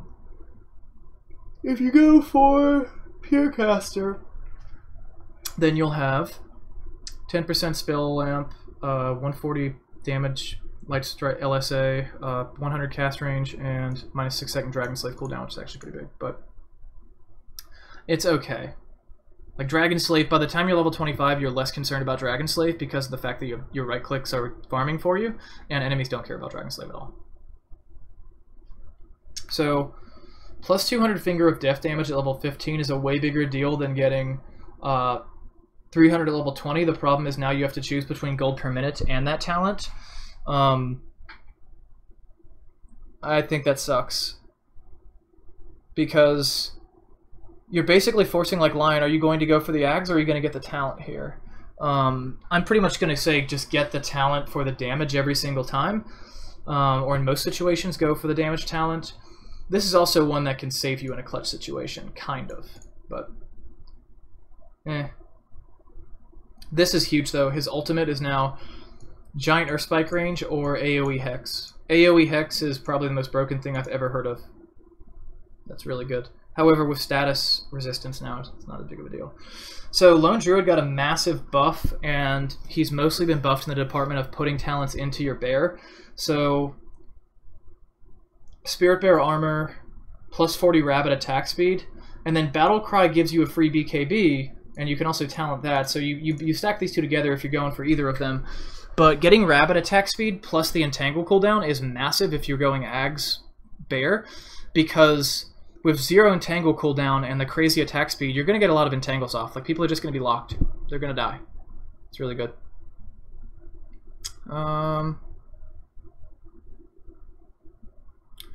Luna has a universal buff.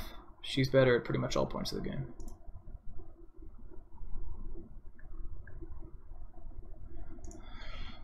Lycan is... he got like a kind of buff, so he does more damage now, and he has the cooldown. Like, you get the cooldown reduction at level 15 now, and you get these two talents.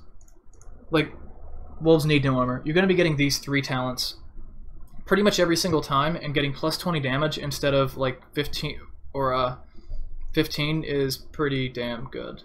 I think you always go for these 3. Pretty much always, and I'm a pretty big Lycan player. Level 25 is weird because plus 3 Wolves Summon is It's either garbage or it's the best thing that could possibly happen to you. So it's going to depend on the situation. I think most people are going to go to Howl, because this is daytime Howl health, guys. It gives you 1200 at night. 1200 HP at night. And this is often played as a 1 position, so he'll get it pretty quickly. So most of the time you're going to see the Howl talent. Most people are going to consider it shit. To get the wolves. Mag is better in most ways, but he doesn't have a GPM talent. So, Medusa is significantly better than she used to be, because her Q is now a passive that doesn't reduce the damage done to the first target, and that's pretty huge. She also gets evasion talent at level 10. She has a Mana Steel talent for her snake. She has Stone Gaze talent, level 20, in addition to 800 mana. And then she has either you can hit 11 targets or you can use split shot with multiplier modifiers, and that includes crit. So this is pretty gigantic. Yeah, she's huge now. Meepo. I think Meepo is also one that's been, yeah, he's been buffed pretty heavily. Oh, Stone Gaze no longer affects you when you face away from her.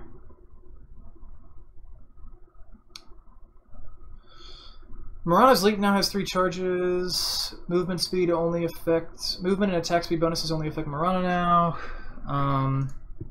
Nah. The Leap attack speed is a big deal. I think that is enough. That combined with plus 20 damage is enough to see her start to take a right-clicking roll. Because if you get an arrow now, you can leap onto somebody, and if you pick that plus 20 damage talent, then now you're hitting really, really hard, really, really fast. You're just going to tear someone to pieces. Monkey King got a universal buff. I've studied this on my own a lot. He's just better now. He's just way better. He's more fun too.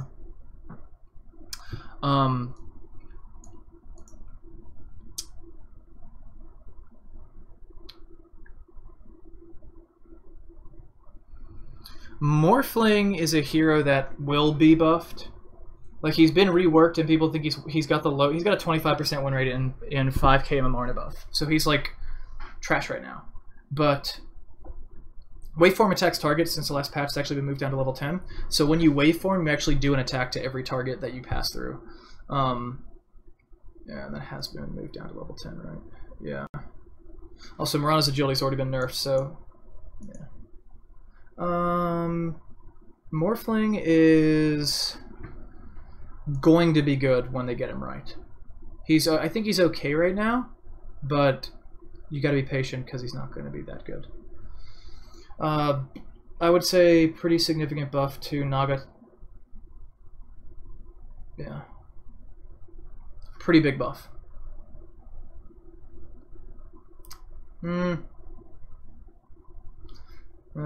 The level not having ensnare cooldown and having to choose between that and a mirror image is kind of crap, but -6 Riptide armor plus the mirror image is like, it's good in team fights, but it's like also it's mostly there just so you get like insane farm.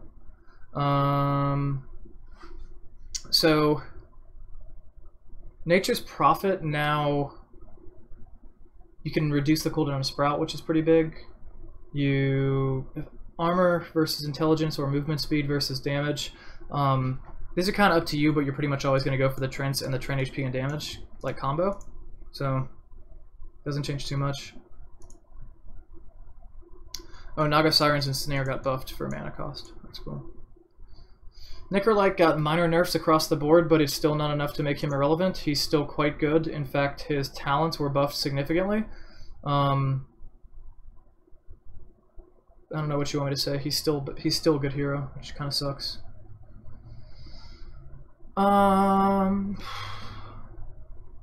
Mild buff to Night Stalker. Nyx.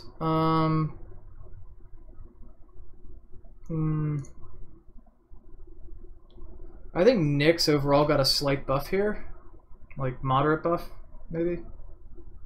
Yeah, pretty decent buff. You were always going to go for the gold. Ogre Magi got buffed. He always needs a buff though, so yeah, he's so freaking good now. Good God. His cast range is low, but with 60 GPM, you'll forget about that real quick. Omni Knight is now set up, unless they nerf this already. Yeah, Omni Knight's set up so that at level 15 you'll have plus 35 EXP gain and 90 GPM. So Omni Knight is... he's really good now. He's really, really good now. He's gonna get levels and stuff fast. Oracle...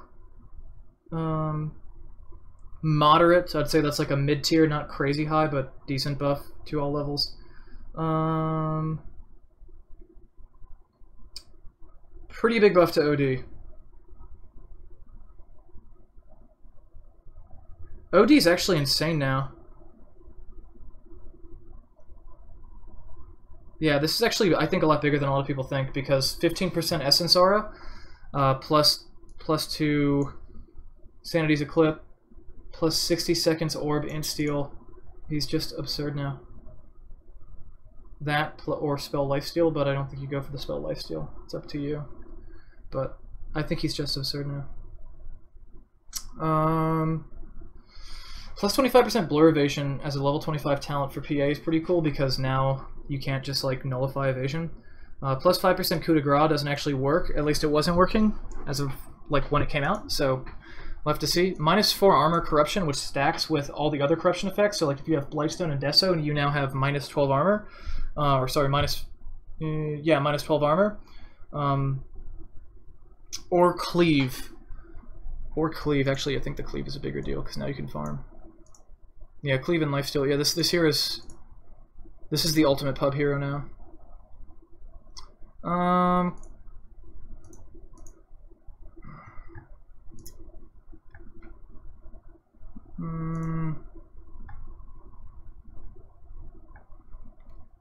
Phantom Rush is toggled, or toggleable. Phoenix is plus 1400 Icarus Dive. Yeah, Phoenix is buffed pretty significantly. Yeah. Yeah. They swapped Golden Experience. That's a slight nerf actually. But I don't know. How good is that talent at? Yeah. That's pretty big. Phoenix still good. Puck is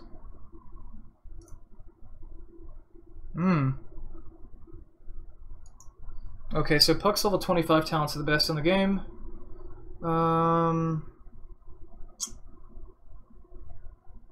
Wow. That's insane.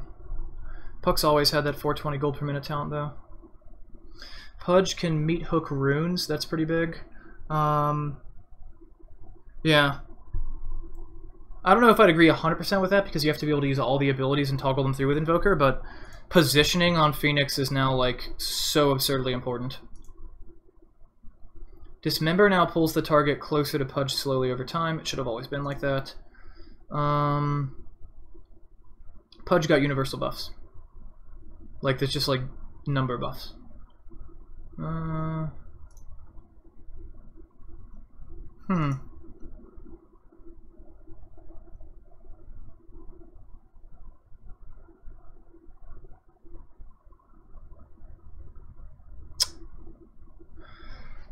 I think he got a slight buff here. Like slight, like almost what I call a moderate buff. I think Quap got a nerf because they took away her GPM talent in favor of attack speed.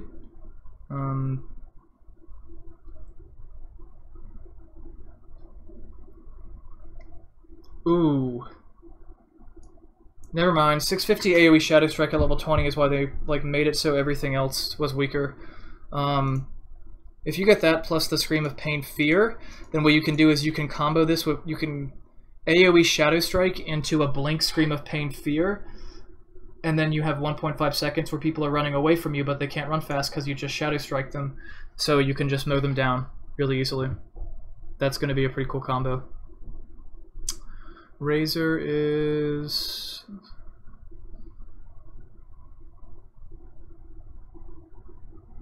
The purge from Unstable Current from Razor is a big deal. Razor's another hero that I think is... He didn't need to be buffed, but I'm not too unhappy about it. He got reworked, essentially. He's better. Significantly better.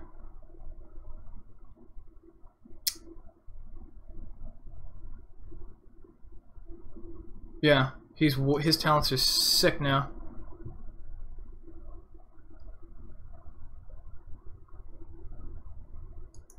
It's every 2 seconds.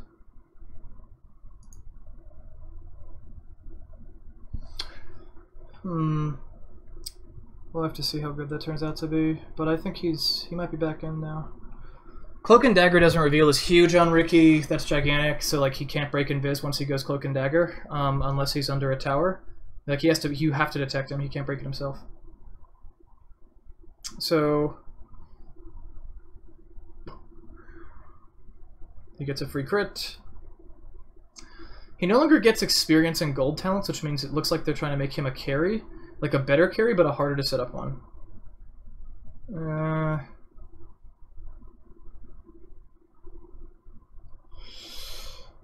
It's hard to say which I think is better, the smoke screen cooldown or the crit. Rubik, overall I think it's a buff though.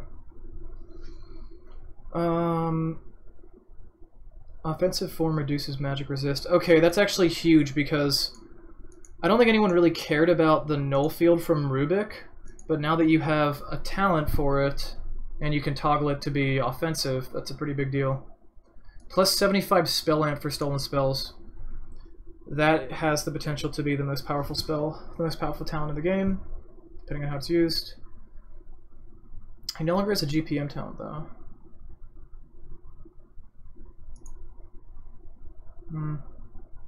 I think he's fine. 50% Storm, Slow, and Blind. That's actually pretty big because that's a pretty huge AoE at level 3 or level 4. More Epicenter Pulses is a big deal. Epicenter Attack Slow, I don't think that's a big deal. Sandstorm DPS combined with Sandstorm, Slow, and Blind. They're giving you a way to build around Sandstorm, but Sandstorm's an ability that doesn't really scale well, so I don't really think that makes him a better hero at level 25, and I already thought he needed a buff, so. Shadow Demon, I would call this a universal buff. Yeah, universally just better at everything. Oh, wait, what? Yeah, he's better. He's just better at everything. Shadow Fiend, Shadow Raise damage reduced. Oh my god, 60 damage more per stack for 8 seconds. So if you hit all 3, you do significantly more damage than you did before. And Shadow Fiend's level 10 talent is 10 spell amp or 20 attack speed, and spell amp's kind of crap. So I think you go, or sorry, attack speed's kind of weak considering the 10%. So I think you go for that, and then you have 30 bonus damage on the first hit, 36 in addition, and then another like fucking 42 on the last one. Wow, if you hit someone with all 3 max level Shadow Raises, you just insta-give them now, if you have that talent. Yeah, so pretty big buff to him. Yeah, and the Shadow Raise damage. Yeah, he's really good all game. Presence Aura affects buildings. If that were any other hero, I would say that's gigantic, but because it's Shadow Fiend, I say it doesn't matter.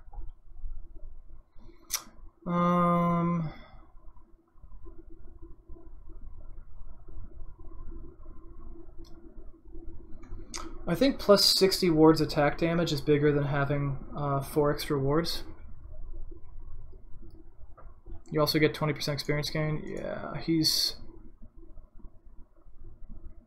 you're already, like, one of the problems with balancing cast range against cooldown is you're already used to a very specific cast range, so you don't lose anything by going for the cooldown. And if you're building Blink on the hero anyway, then who cares? You know?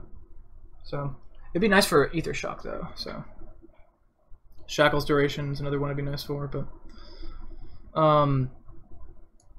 God, you can do some pretty crazy Shackles Ether Shock combos if you have an Octarine and cast range.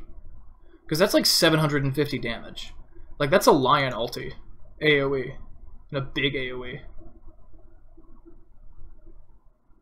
Universal buff to Silencer. They reduced damage from Glaives of Wisdom, but they made everything else better, so Silencer's just overall better. Skywrath has been buffed significantly. I'm not going to go into the details of his talents too much, but he's been buffed significantly. Slardar... moderate buff at all levels. He also gets bonus vision, or he gets bonus movement speed when he's in the river at level 4 with Guardian Sprint.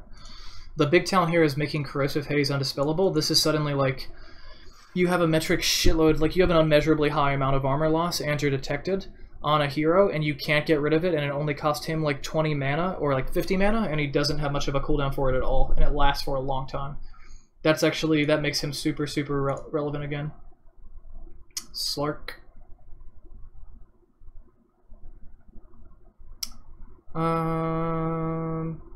The Dark Pact damage is pretty big, but it's big for farming reasons, so because it's level 20, I don't think that makes that much. He's just generally been like slightly buffed. Sniper. 12% cooldown at level 10 is pretty good, but you also like the plus 20 damage. I think you go cooldown reduction, shrapnel DPS, 1.5 second assassinate. Cooldown. Actually, no. I don't know what you get there, honestly. Plus 35 knockback distance headshot. And then you go for the shrapnel charges. I don't know. His talents are weird. Attack range on Sniper doesn't mean shit. You already don't want to get additional attack range on him because you have to target things so far away, so... I feel like Caster Sniper is going to be a thing soon. Desolate now reduces vision. Plus 15 Desolate damage is pretty big. But that's also plus 20 damage. They changed it from, so... Reducing Spectral Dagger cooldown is a big deal.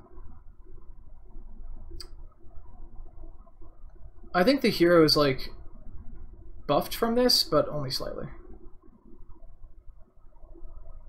Spirit Breaker is buffed significantly.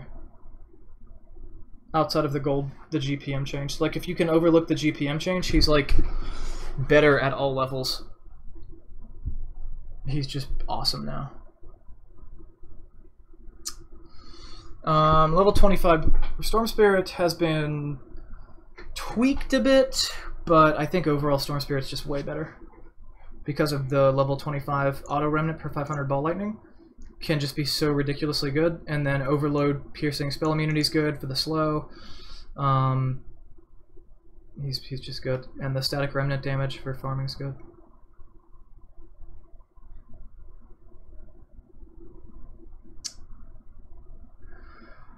Stormhammer dispelling enemies is nice, but it's situational. Lifesteal is also kind of situational because you usually have Mask of Madness anyway. I think you get the 2 Stormhammer talents, you get neither. Not that big of a change. So, Techie's buffed significantly again. Significantly again. Oh, it's Desolate's Pure. I forgot about that. I just kept thinking passive. So, yeah. So that's a buff. I think now you just... Like, Proximity Mine's cooldown is really good for techies, but so is 30 XP gain. I think it's what are you doing? Are you doing a meme build? If you're doing a meme build, then you're going to go for the money and the experience and the mana regen and the 251 damage. If you're going serious, then it's a close call between the experience and the Proximity Mine's cooldown because you want to get that gold per minute talent quickly anyway. So... TA. Psyblade Spill paralyzes.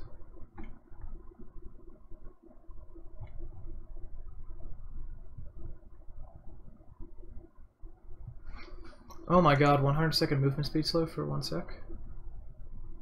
And they do damage. Sub-Zero, just going over data patch notes. I'm going to lose my voice from this. How much does that do? 150? That's 350 damage? At level 15, or at level 15, once she gets 18, she'll do 350 damage with psionic traps. That's insane. That's so good. Refraction dispels, that's pretty big. We've added a lot of dispel with this patch.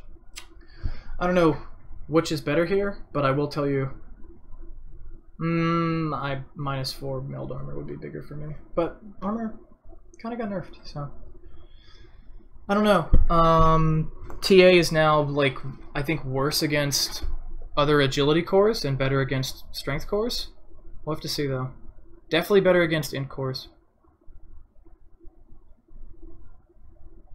TB, any changes? No.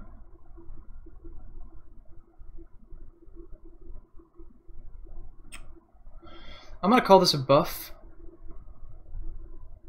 because you have a reflection cooldown and you have metamorphosis attack range and your sunder cooldown got better. So it's up to you. I would have really liked to see a metamorphosis cooldown talent. That would have really tickled my fancy more than Sunder. Sunder's like, it's a good spell, but it's like, it's his ultimate that's not actually his ultimate. Ooh. Ooh. I would say Tide is a pretty solid buff, because you're always going to get the cooldown reduction here. Yeah. Yeah, Tide's just better now. Maybe enough to bring him into the limelight. Yeah, and they increased Ravage AoE. Timbersaw. Only talents. Universal buff. Yeah, universal buff. Also, I don't know if it's still bugged, but it used to be if you got the talent for +5 reactive armor stacks, you actually had to wait till it went down to 0 and then get it in order for it to take effect. So like if you got it, it would be capped at your current cap, and then you have to wait until you go down to 0 stacks, and then you can go up to your new cap. It's a weird bug. Yeah. He's just really good. And he's always been good. Rearm now affects items in the backpack. Ooh.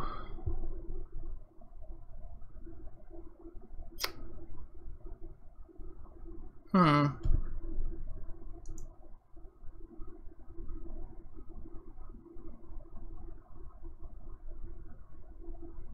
10% spell lifesteal level 15 is pretty huge.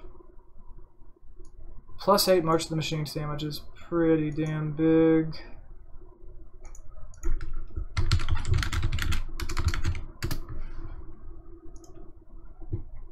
Tinker is collision damage goes from 40 to 48, so that's a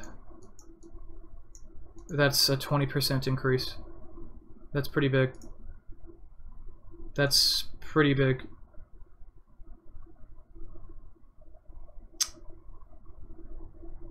I think he's overall got buffed here, not enough to be super relevant though.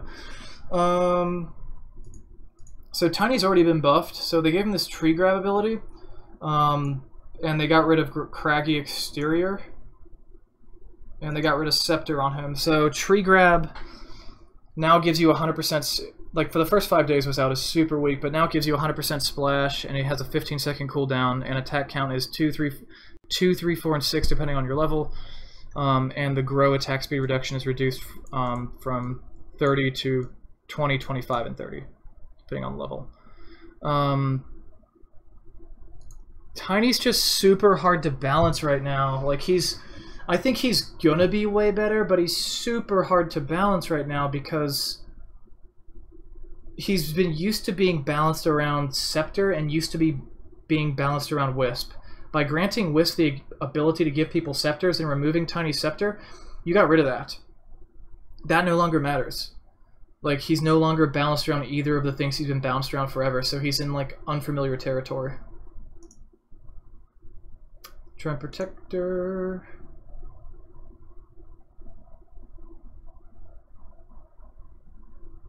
So he traded GPM for experience. This is a pretty big one. 3-second tree respawn time is pretty big. So it makes it so like all trees across the map have a 3-second respawn time. That's pretty huge for him. Yeah, he's pretty strong now. This was a flat buff. I think this living armor block instance thing is just crap. It needs to be like 10 or 15. Because you're going to go with the eyes in the forest and overgrowth AoE pretty much every time. Troll Warlord has been...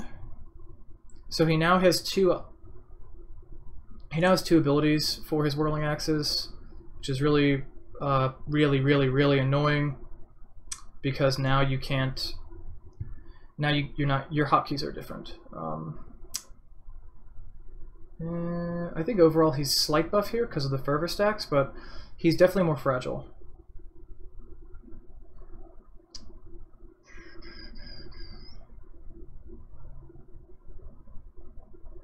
I'm going to call this right now and say flat buff to Tusk across the board. Underlord.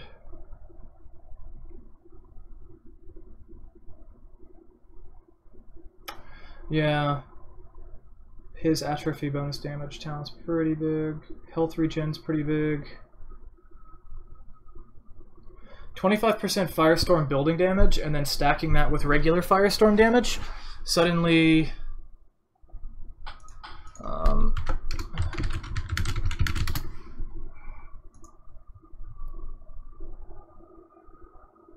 that's 88.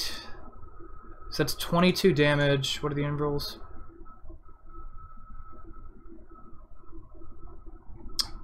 Does that building work on the max health?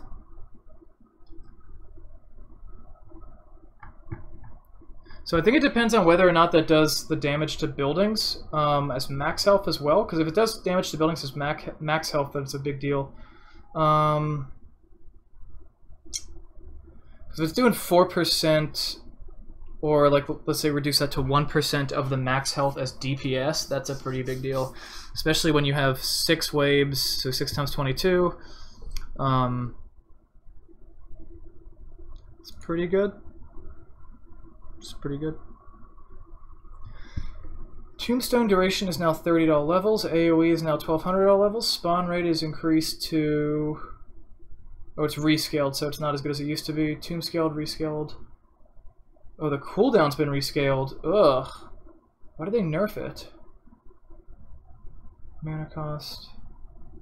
Okay, this is a huge change. It's not a huge, but it's something that I've been waiting for probably 5 years. So Decay steals the same amount of strength at every level, but it does different damage at every level. Because it does more damage, it gets a higher mana cost, and it gets a lower cooldown at every level. Up until now, you never put more than 1 point in it because it stole the same amount of strength at all levels, and you didn't really care about the cooldown because you didn't have mana to spam it anyway. So you would just max Tombstone and then get 1 point in Decay. And you still do that now, but there's actually like a reason why you wouldn't. So... I don't know. It's more balanced, makes more sense.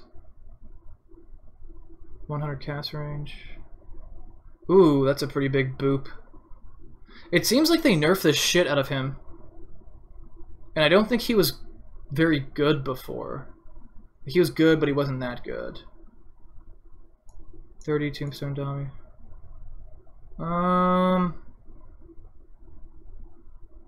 Yeah, I think he's been nerfed a little bit, actually. Like, a bit. Which sucks, because I think Undying needed a buff. Like, a little one. Like, when do we hear people complaining about Undying? Ursa, talent rework. So minus one sec Earthshock cooldown is pretty cool. Plus 25 second, so his level 20 talents are where he really starts to get crazy. Plus 25 sec Fury Swipe duration. And then plus 14 Fury Swipes damage. But these need to switch places, or like... This needs to be like plus 30 Fury Swipes damage, because at level 25, even at 14 Fury Swipes damage, it doesn't matter. He's just crap. Like at level 25 versus shit. So that's 30 to 44. That's a 50% bonus to it, which is pretty big. But considering that's per hit and it's physical damage and you're level 25, that's not that big of a deal. I think he needed a much bigger buff than this. And like we can see Valve is like kind of on the train of let's buff Ursa, but Ursa's a hero that just because the way he's positioned, you could make that plus 40 Fury Swipes DPS, and people would talk about it the same way they talk about techies being imbalanced, but it wouldn't change anything. Venge.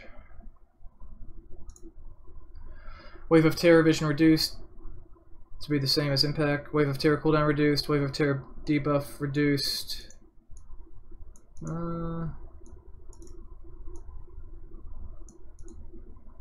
Ooh. Vengeance aura is no longer applied to enemies when you die.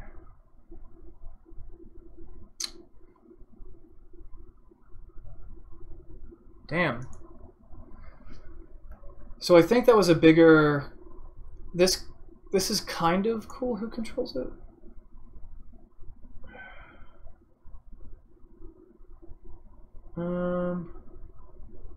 They're ghosts / not targetable.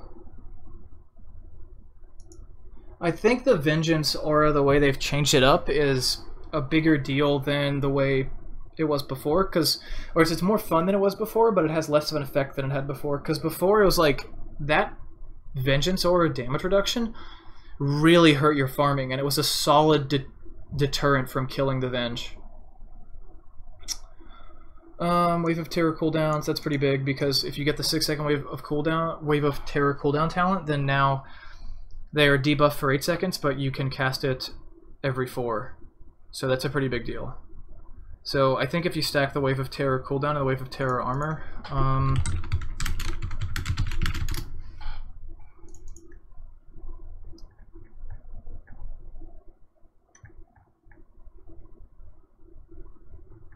so that's a 4-second cooldown for an AoE, 7 armor reduction, and 120 magical damage for 40 mana.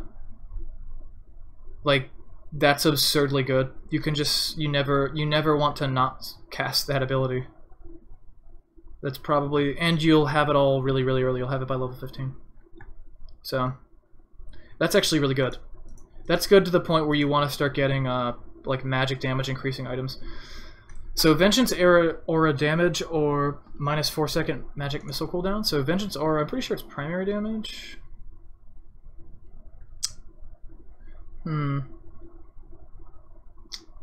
It's only from base damage, so it'll increase it from 34 to 49%. But the magic missile cooldown is... What is the magic missile cooldown?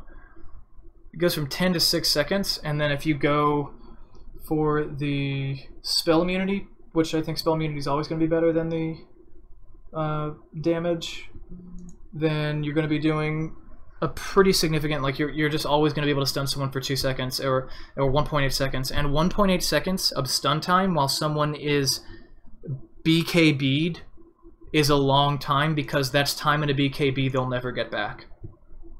That's time that's wasted. That's time maybe you don't kill them, but that's time where they're like, shit, now I have to leave because I've got 2 seconds less inside of my BKB, especially in the late game when those BKBs have already been used a lot. So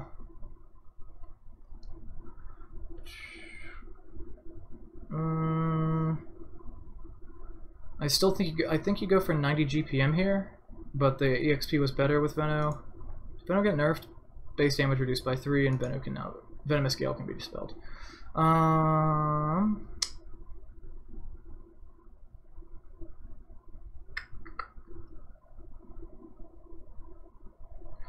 Okay, so this is pretty interesting. Venomous Gale minus 8 seconds CD. Well, it's got a kind of a long CD, so it's going to be hard to double cast. But every time you hit a hero with it, it sounds 2 wards. I think, assuming you're going for this guy, you go for this guy too. Like, these talents kind of go together, like in pairs. But I still think I'm always going to go for the hero impact summons 2 wards, even if I go for the AoE Poison Nova, but the Plague Ward's even better, so I'm pretty much always going to go for these 2, I think.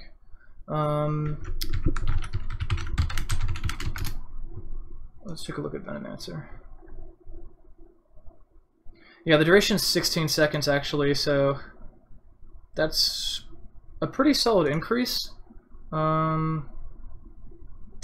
With Ags, that's 6 times 110 magical damage, plus you have 20% if you hit him with the Veil, so that's 660 plus 20 times 6. That's like 700 and some damage if you hit it with Veil, or 660 if you don't, but it's magical. So that's a pretty big deal. The problem with Poison Nova is it's like you almost have to see how the team fights are going, because the team fights, like a long team fight is the only time you're ever going to have this pay off, because Poison Nova doesn't do fatal damage, so you have to have something else on them to kill them, like your passive or your Venomous Gale damage over time if you want to get the kill. So if they run away after the fight and they're still taking damage from it, they're just going to go home and they'll be fine. So it doesn't do that much for you, and his Plague Wards are just awesome. They've always been awesome, they always will be awesome. So I could almost see you going for the plus 6 seconds Poison Nova and the 3x Plague Ward HP damage, because the Plague Wards are primarily used right now to push and defend high ground. However, if heroes push in and you've already got a bunch on the high ground and you hit them with the Plague Ward and you hit 3 heroes and you got 6 more wards, how much does it do to level 3? Level 4? 39 to 41, which turns into 119, 121.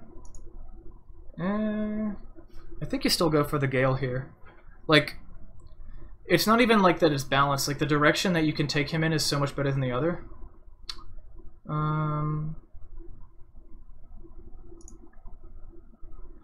Hero reworked Corrosive Skin, no longer slows movement speed, damage increased, attack speed slow rescaled.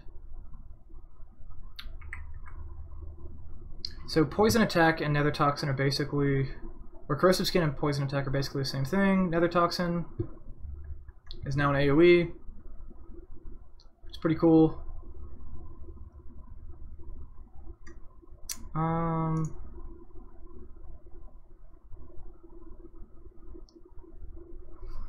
So plus 20 attack speed or 8% lifesteal, spell lifesteal. I think you go for the attack speed. Not sure though. I think either one of them is good. Plus 6 corrosive skin.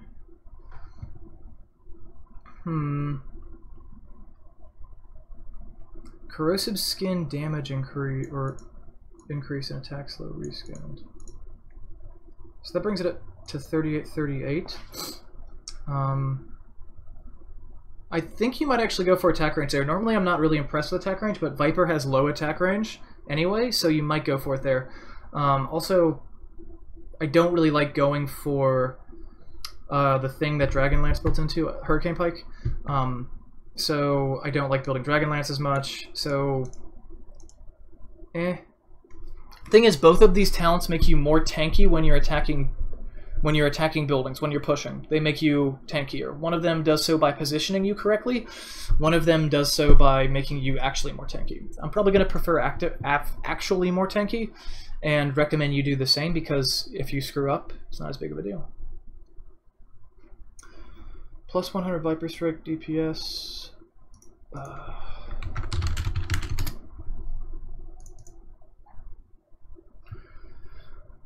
Viper Strike DPS is 60, 100, 145. So that's actually a gigantic increase.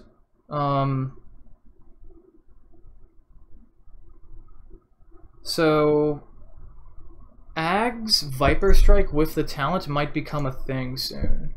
How good is Poison Attack though?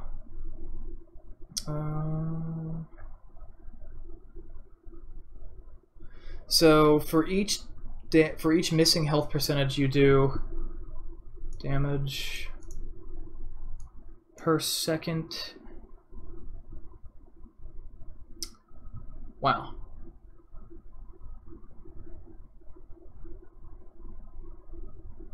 damaging and slowing them. So, assuming that's 1 point that's damage per missing health percentage. So, like, if they're at 50, you're now doing, wait, what? If they're missing 50% health, then you do 50 for 3 seconds, so you do 150. Okay. Yeah, I'm gonna have to go for the building talent on this. I mean, I very much lean towards building talents anyway, but I'm gonna have to go with the building talent here. Because if you have that and then a BKB and you have the Nether Toxin, so the Nether Toxin doesn't slow people, but it silences them if you're level 25 with that talent. So you can go for the 120 damage if you're trying to be a rat, but you can also go for the Nether Toxin Silence, and the Nether Toxin Silence, if you have BKB, is great because you see someone appear and you pop BKB. Then they jump on you and you silence them and then you leave. So, Visage no longer has damage charges, and these numbers are actually incorrect. So it's 30, 45, 60, and that change from 30, 45, 60 is actually huge. So, if you go Ags and the +1 familiar on Visage now, and you have it's actually, each familiar is weaker when you have the Ags, slightly. But the damage should be the same. So, he actually tears through buildings now, big time. I think he's really good now. I know he's really good at killing buildings now. Warlock. 40% EXP gain, or 7% Shadow Word cooldown.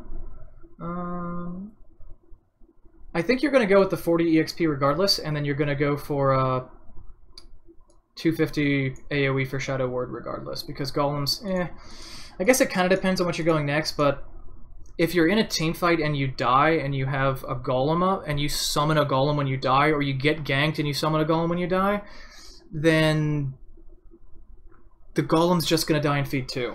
So summoning a golem on death isn't a big deal unless it actually comes down from the sky and stuns them. So if it just summons a golem, it doesn't really matter. 20 armor versus spell immunity is like cool, but 20 armor is, it protects against physical attacks, not against status ailments. Versus spell immunity just makes it so your golems can't be stunned, they can't be slowed, they can run away. It's like, this talent makes this one so much better because now if you fuck up and feed, your golems can just walk away and they're like so tanky that they won't just die. They won't just die. I think you go 5% fatal bonds damage and 40% ESP game.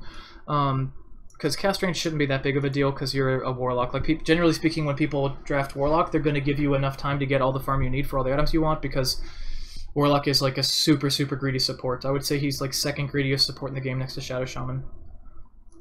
Weaver, talent, just a talent rework.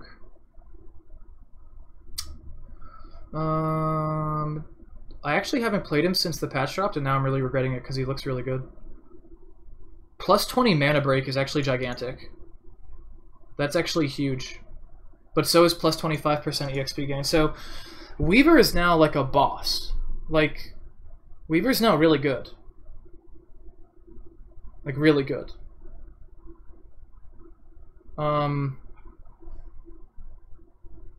That's really good. I think you go for that. Actually, I don't know which one you go for. I'll probably go for experience gain, but the mana break is not bad. It kind of depends on what you're playing against. If you're playing against strength heroes or other agility heroes, then you're probably going to be more interested in the mana break because, or you're probably going to be more interested in, actually, I don't know. How is this going to... So, if you're against int heroes, you want the mana break for sure. If there's int cores against you, which there are a lot more int cores now. If you're not against int heroes, if you're against other agility heroes, then you probably want the EXP gain so that you can just outpower them. If you're against strength heroes, you don't do that much damage against them to begin with. And they're also way more starved on mana, so mana break is a bigger deal. But one of the problems with Weaver is that his attack rate is really slow, and he does damage by basically dropping a pair of nuclear bombs onto you. So I don't know what you go for, but both are awesome. Sakuchi damage, 75 or 12 strength. I think you go for Sakuchi damage here, but either is good. You might go for 12 strength because he's really fragile. This is good. Get this. Get this shit. Because people usually don't even bother with the swarm, like attacking it, especially at level 20. They're just gonna they typically are just gonna run from it if they're in a place where they're able to get picked off. So I would say just go for the armor reduction, pretty much universally. Unless you're using it to split push, which if you're using it to split push and you're level 20, then your game's kind of gone awry anyway, because you should have already got the outer towers by the time you were level 20, unless you're playing turbo mode. +1 Gemini attack, 100%. That's insane. That's absolutely insane. That's the reason, that talent is the reason that +25 EXP gain is good for you. Windrunner, focus fire now allows Windrunner to move while firing. Focus fire attack speed bonus reduced slightly. Focus fire cooldown increased 10. Shackle shot now shows an indicator for the missed area. Okay.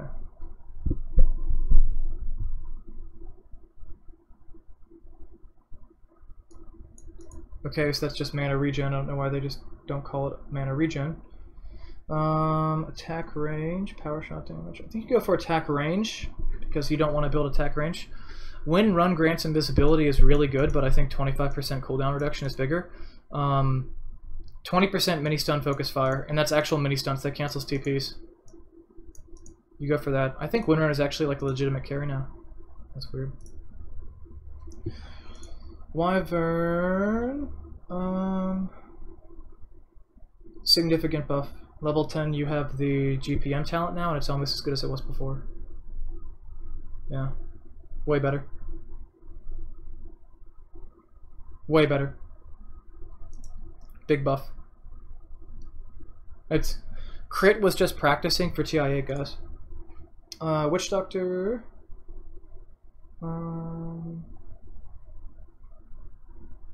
Ooh. Yeah, I think you go for this entire column here because you get the 120 GPM and then you rush an Ags and then you have attack range and ward damage. Yeah, it's insane. Witch Doctor is good.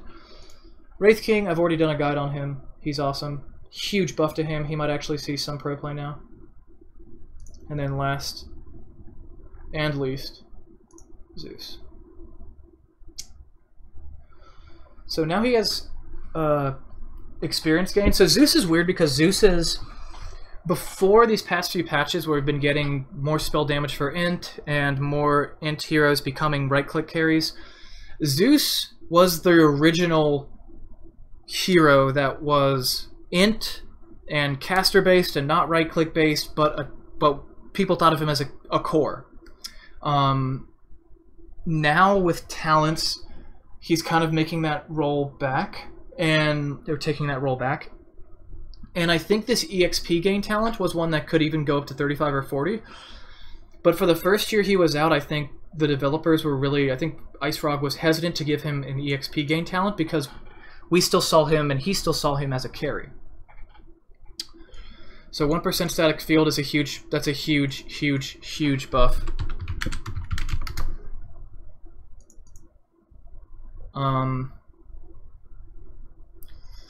That means, so current health is damage 11% instead of 10. That's big. Or plus 40 movement speed. Actually, that's equivalent. I think I'd probably get the movement speed. Half a second lightning bolt stun.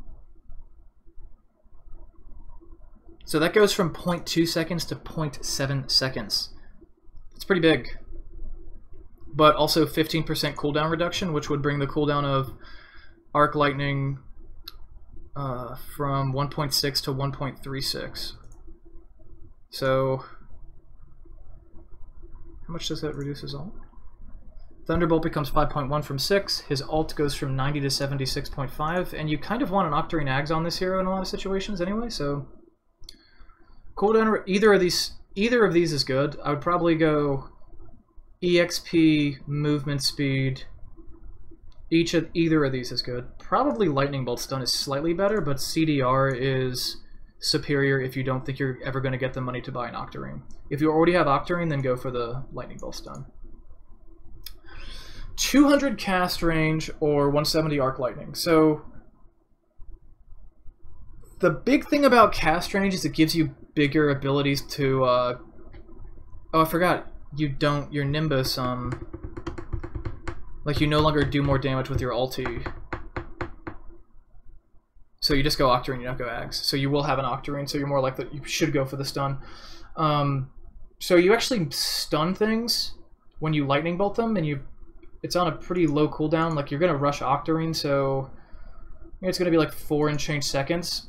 So getting 200 cast range basically gives you the ability to more easily cancel stuns. That's all it's gonna give you.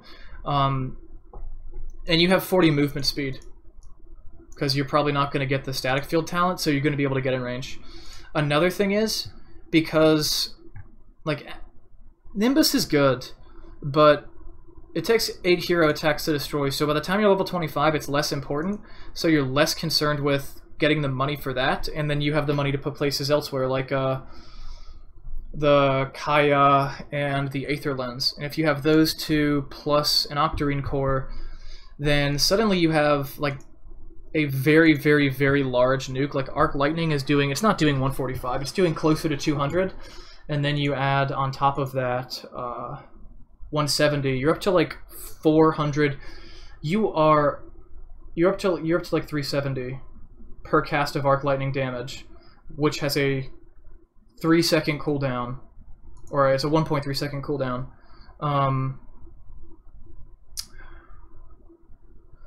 The cast range doesn't affect bounce distance, so it doesn't buff that.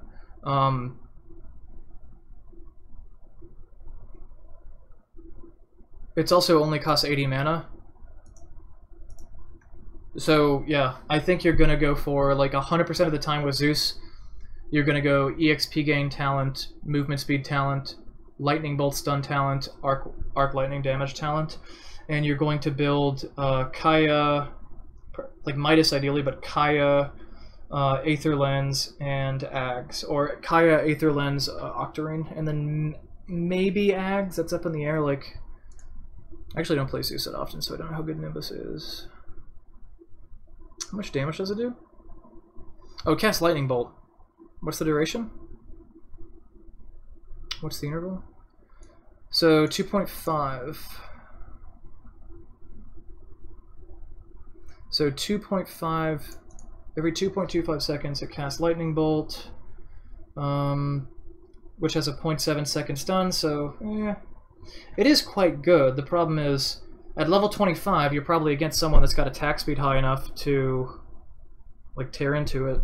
So anyway, I would say overall big buff to Zeus, and big buff to Wraith King as well. Go watch my Wraith King guide if you're interested about more notes on Wraith King.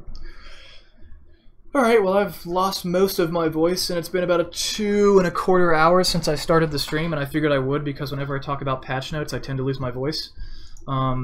So yeah, thank you guys so much for watching, and I'll see you next time. I'm gonna try to stream more often, ideally playing the game rather than just talking about it. And then tonight there will be an Alchemist guide uploaded with a very special clip of myself and my pet snake Nyx. Just sort of like Easter egg forced into the first part of it. So I'll see you guys later. Thanks for watching.